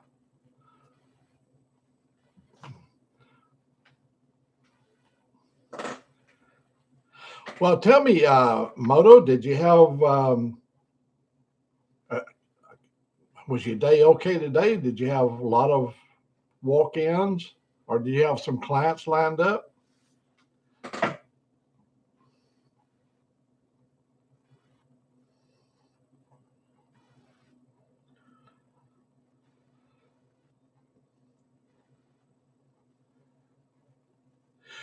Oh, no, I'm going to tell you. We came this close to getting a new Harley this year. Well, it wasn't new. It was a 2023, but it had 1,500 miles on it. The 117 engine. It was a beautiful machine, but it had nothing on it. It was stripped down, but I wanted it so bad. And it was mine. However, the guy kept just dicking around with me. And finally, he says, I made you a deal on Friday, and you came back and said you would meet that or whatever. But between Friday and Monday, it had already sold because I was dealing with a guy in Huntsville, Alabama, and the motorcycle was in Montgomery, Alabama, long ways apart. And one company was doing the advertisement for 6 stores in this area, 6 stores. And that's the way they do it. They said they cover a bigger market that way, but that really screws with a guy, that really wants one. And I was willing to pay the price. So the monthly thing was going to be high. But I told Angelique, I think the payments is going to be like $500 a month. I said, when I croak out, they'll just come and get it. And then we talked about it. This one's sitting out here. This Harley out here is paid for and it belongs to me. And it gets really good gas mileage, never fails to start, it runs really good. Everything works on it like it did from the factory. And I was just wanting to upgrade because with the new ones, you got a better, the parking brake, the e-brake is better. It's on the other side. It's easier to access. Your braking situation is tied into your ABS, where you push one pedal and you can use all the brakes, and on and on and on. But it still had the same suspension that I've got, the new one I was trying to get.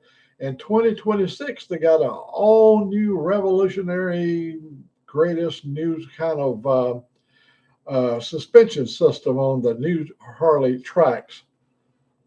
I love the way mine rides. I can't find a flaw in it. But people just get this in their head. I've got to have something new. I really want this. I really want that. And I told Angelique, we'll take that $500 and we'll live with it and go and have some fun with it, that $500 a month.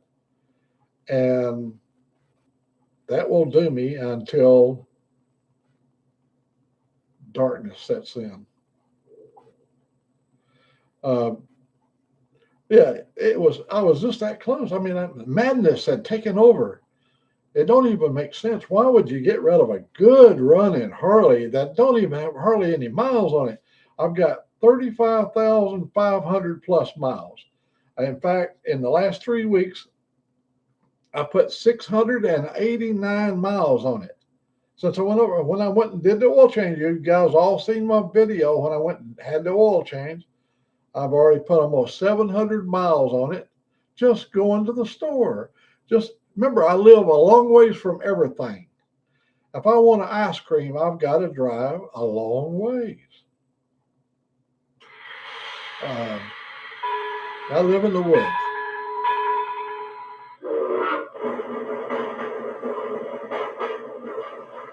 Yeah, unfortunately, when I was young, come on.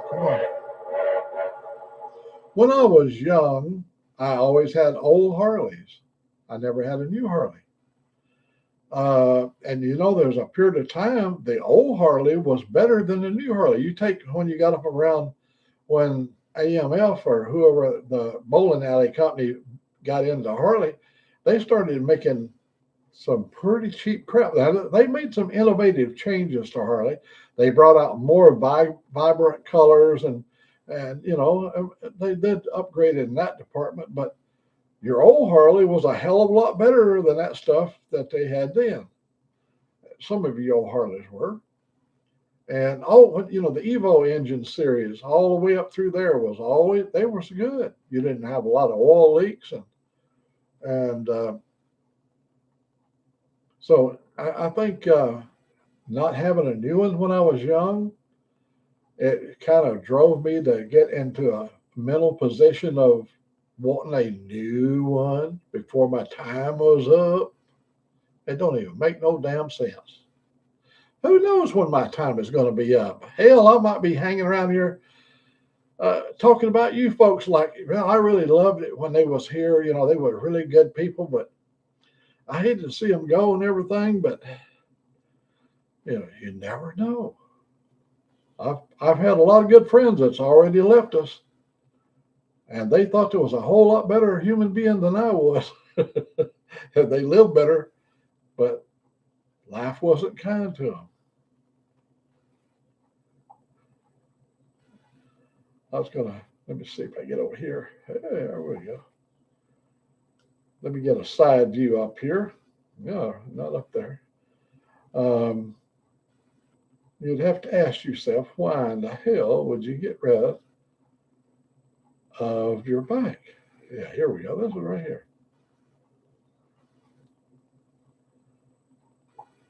Look at it right here. This is an old motorcycle. Now y'all tell me, you guys that knows motorcycles, get in there. Now hang on, I'll get it focused. Damn, I hate this thing. It won't focus. Almost there. Almost had it. There, we got it now. Oh, I had it. I got it now. Here we go. Now, y'all tell me, what do you see wrong with that Harley sitting right there? All I done is washed it a couple of days ago. It's got brand new tires on it, brand new brakes all the way around. The engine runs good, gets really good fuel mileage. The paint is not beat up. There's no place on it where the paint is faded or scratched or any of that crap. And then take this one in and give this to the Harley guy and then pay him $500 a month so I can say I got a new one. Yeah. Y'all think about that. You know what I mean? We used to live in a time where every 3 years you could swap out your car. Everybody did it.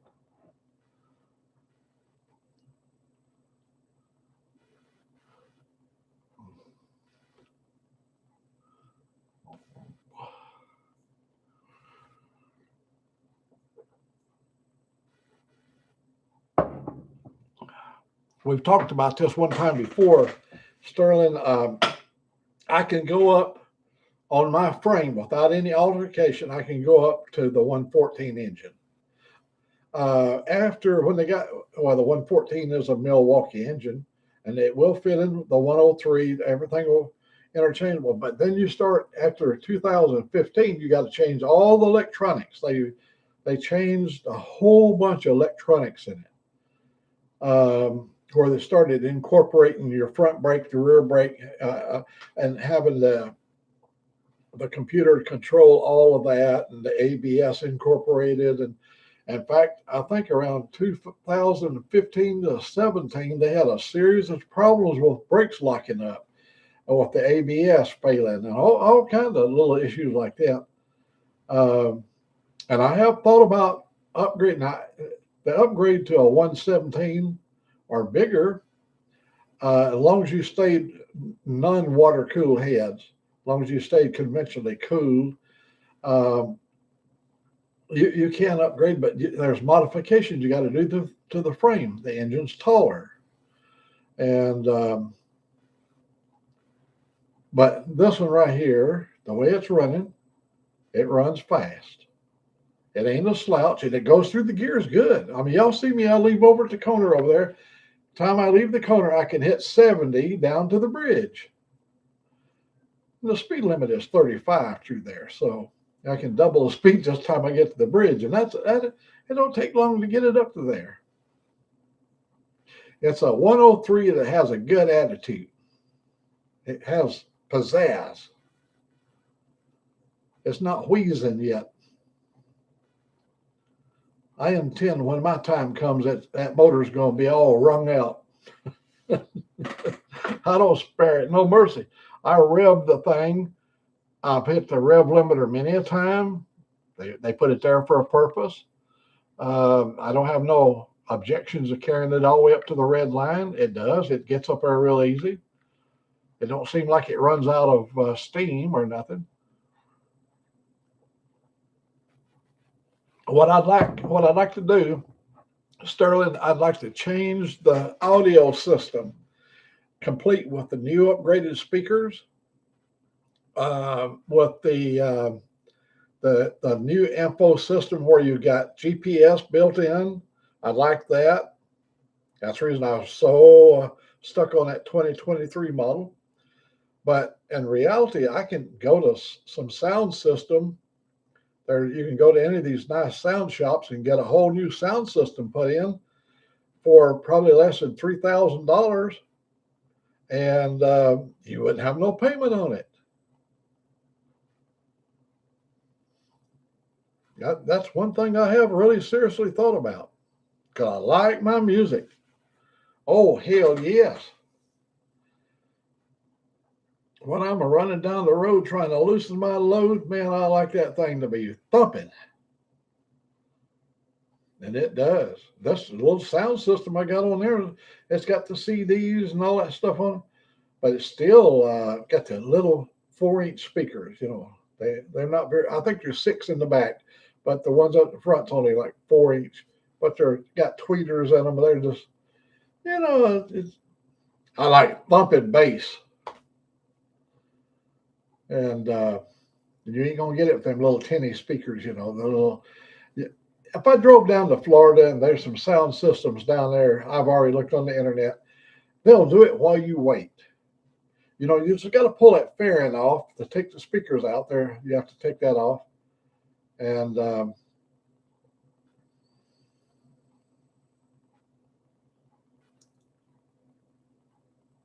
oh, you're heading home now. Oh, buddy, I'm sorry. I thought you was already home. Be careful out there. I've seen the road you ride on, and as the old saying goes, I'd rather it be you than me.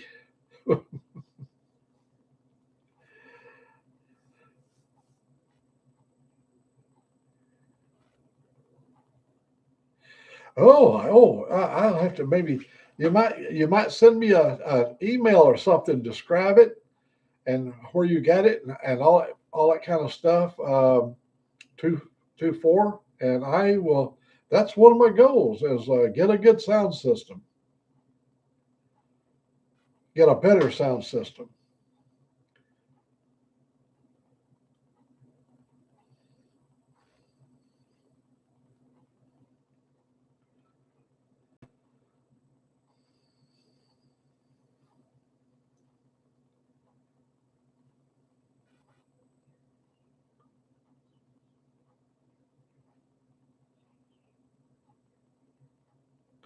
I do have a loud exhaust too. My exhaust is pretty loud.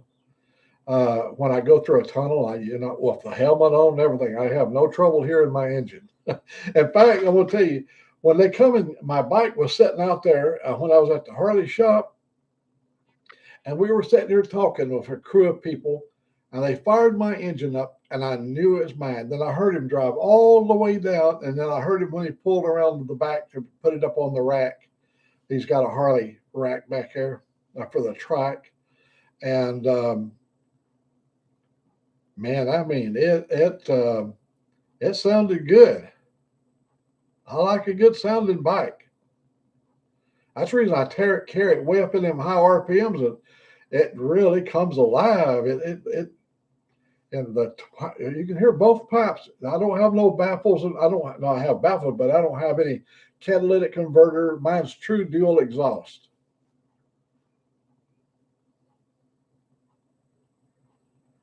I want to change the whole unit out to 4. Also, I want to not only change the speakers, but I want to change out the.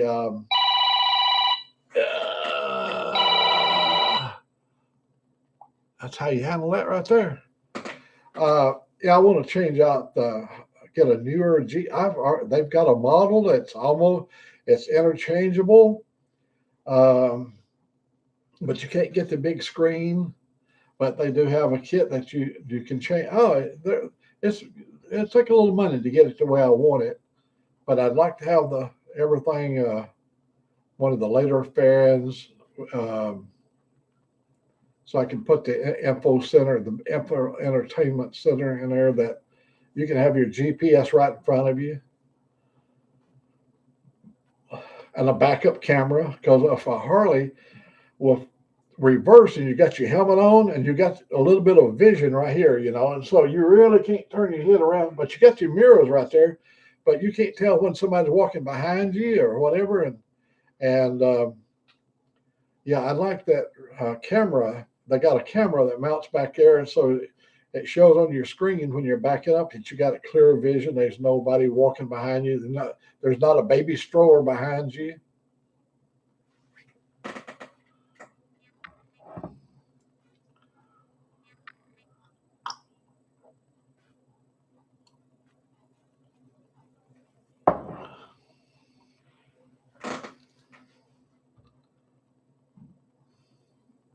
Hog tunes. I'll have to check that out.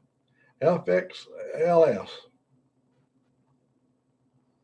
I like one that's got a little bit of boom to where you can thump it a little bit. I mean, I don't like it where you have to turn it really loud to get the bass. I like to have the bass be driven to where even inside your helmet you can feel the boom, boom, boom, boom, boom. I mean, I want everybody in town to know that I'm playing my music. That's one thing that most everybody hates. Turn that damn thing down.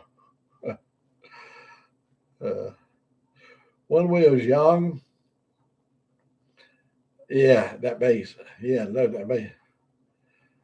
When we was young, we used to have speakers in the back, and we had a reverb unit back there in the trunk area, and it had like a microsecond of difference between. You could actually dial in the reverb, and we'd have that music. And when you drove up to the A&W root beer stand, it had to be just right. That sound had to thump, and you drove up in there. You have some Little Richard on there. I feel good. Yeah.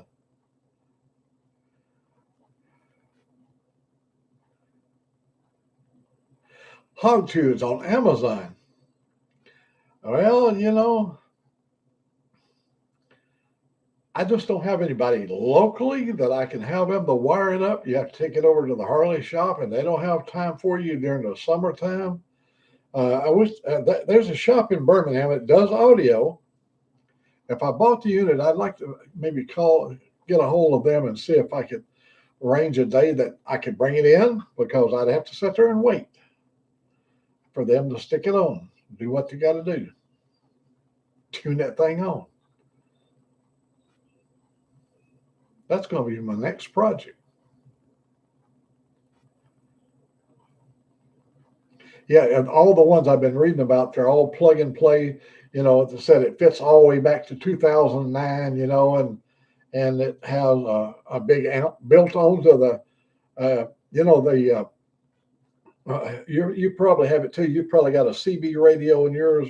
On the top of my radio unit, there's a CB radio sitting. The unit sitting there. What they do is they relocate that and put the amp. So when I saw it plugs in there and everything, and they got this thing figured out. If I only could find a place, I'd like to find a place up towards Huntsville rather than Birmingham. Yeah, Huntsville would be a little bit safer. Yeah, that's what I'm going to concentrate on, maybe Decatur or Huntsville. One of those audio sound systems where they install audio, where they're always doing that kind of stuff, because I want it to sound right.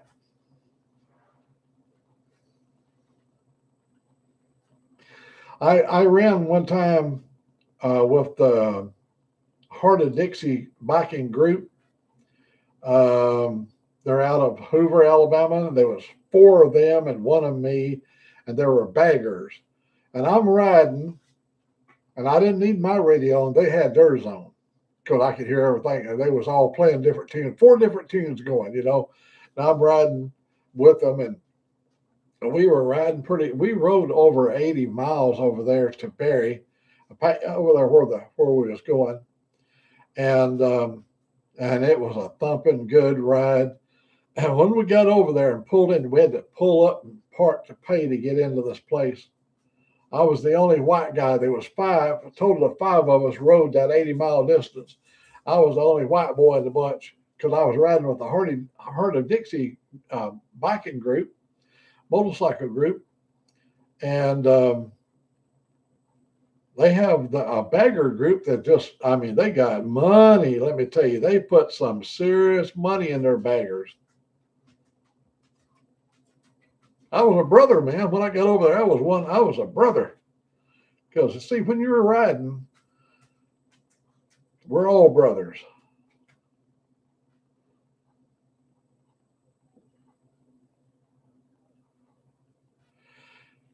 I have an issue. I've got a lot of tools.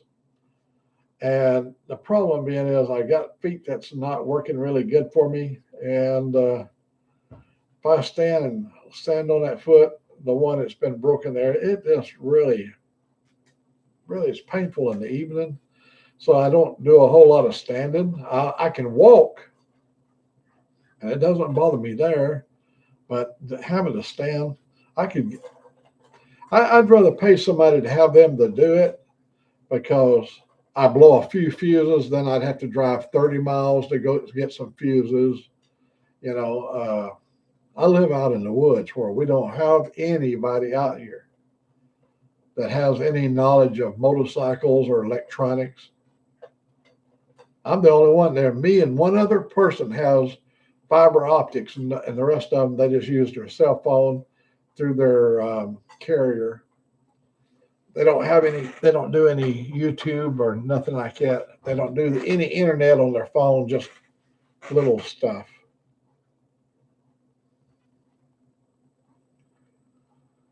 Well, let's see. I've been at it for over 2 hours now.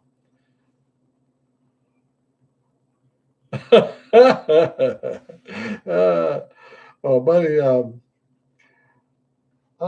gonna have to get on the Amazon and see Hog Tunes there if I can see what kind of package I get. But I really should check out some of the places that does the installing, and they may have units for the Harley in stock. Uh, I know if I went up to the Harley shop, it would be so expensive there, and because they're used to selling other kind of options other than installing sound systems, so they may have one guy dedicated to electronics, and all the rest of them are putting on other kind of options and stuff, and doing engine things. But um, yeah, I'm gonna call around. Well, the weather is just now starting to get good, and so when I see I've got a clear week of good weather where we can ride to almost anywhere. I wouldn't mind even riding all the way down to Montgomery if I had to, or Tuscaloosa. That's only about 75 miles from here. I ride over to Tuscaloosa if I found a shop over there. See, that's a college town. That's where the University of Alabama's at, and so you've got a lot of progressive young people that rides motorcycles and that's in the sound. And so my best bet might be. Oh, then of course Redstone Arsenal is only about 75 miles that way, and there's a lot of young people that work at the Redstone. You know, a lot of military personnel, so they got bikes, and they probably have needs for sound as well. But that's my goal for 2026 is to get some sound on the old Miss Piggy.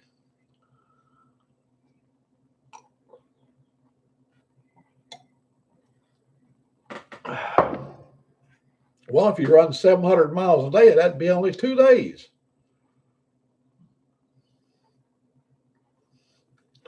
I remember when days we'd ride from Seattle over to Sturgis, and you couldn't do that in one day. That was 1,000 mile ride, and so you'd have to pull off on a river like the Snake River. That's the most prominent one. After you leave the Columbia River over there on that side, you come over on the Snake River side, and find you a camping spot somewhere under a tree. Make sure there's not a snake under a rock.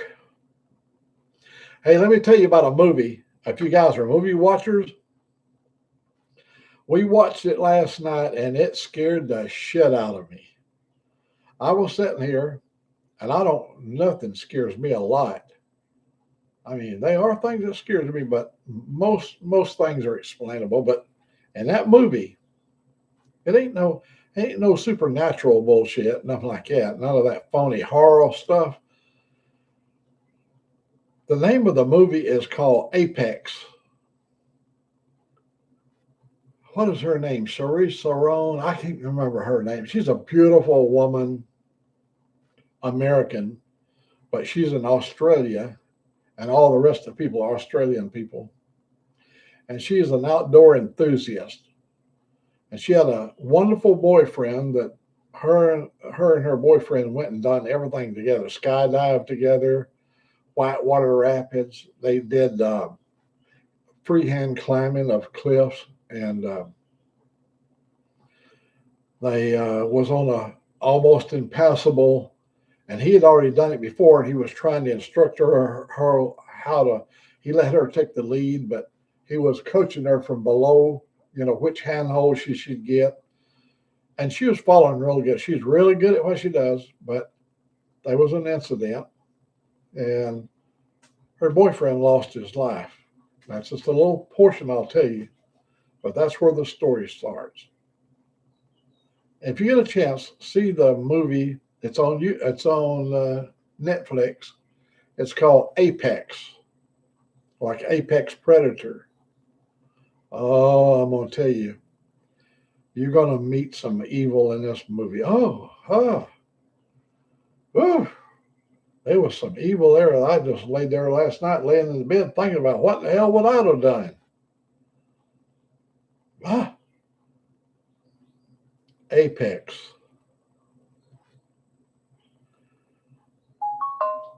Oh, well, I like that little tune.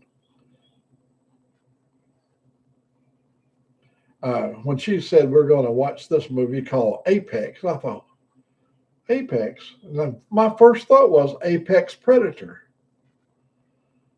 And I said, is it a horror movie? She said, no, it's a sort of a outdoor adventure. Oh, okay. And it's in 4K, and it's in Dolby Atmos, and it's got all the sound and all the everything in it. And I said, well, that's why I believe it's a new movie. I believe it's 2026. So we sat down, and it started out pleasant, and then the rock climbing. That's a little scary. And I guess from there that's just a little teaser.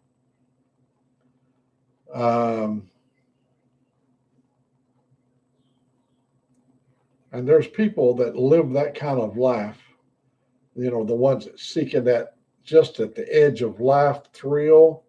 Look at Ben Tipton. How he jumped. He's a paraplegic in a wheelchair. He jumps out of airplanes with a parachute.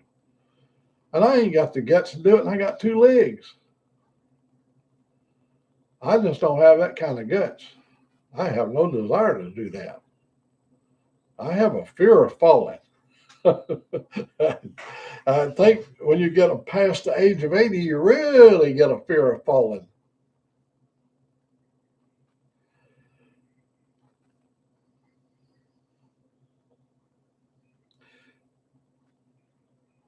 Well, guys, I want to thank you very much for spending the afternoon of Old Mac down here.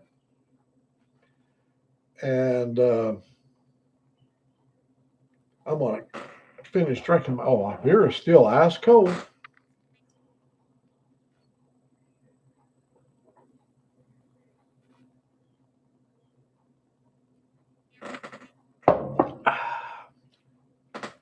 With that, I'll say have a good evening. Hope to see you tomorrow.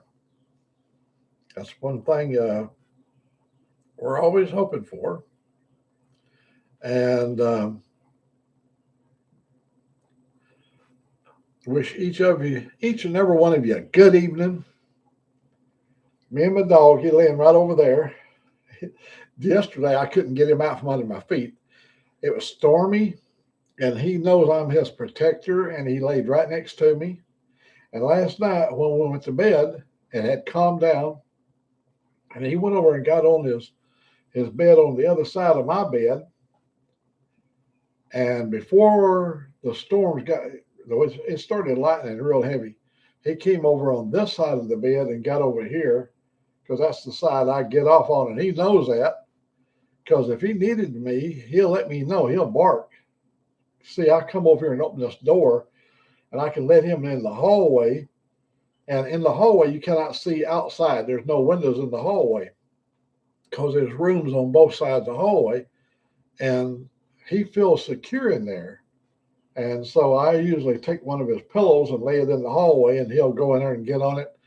And I'll leave the door open so when the storm passes, he'll get back up and come back in here. And last night was one of them restless nights for him.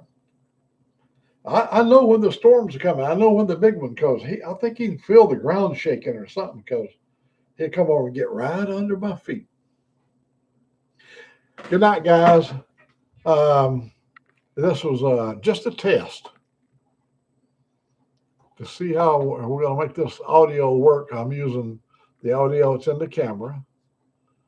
I went over and I did some reads. I changed a few things, but I listened to it on my phone and it sounded good on my phone. I could hear it wasn't cracking up or nothing. So we thought we'd go with that. Goodbye, good night, sayonara, hasta la vista, baby.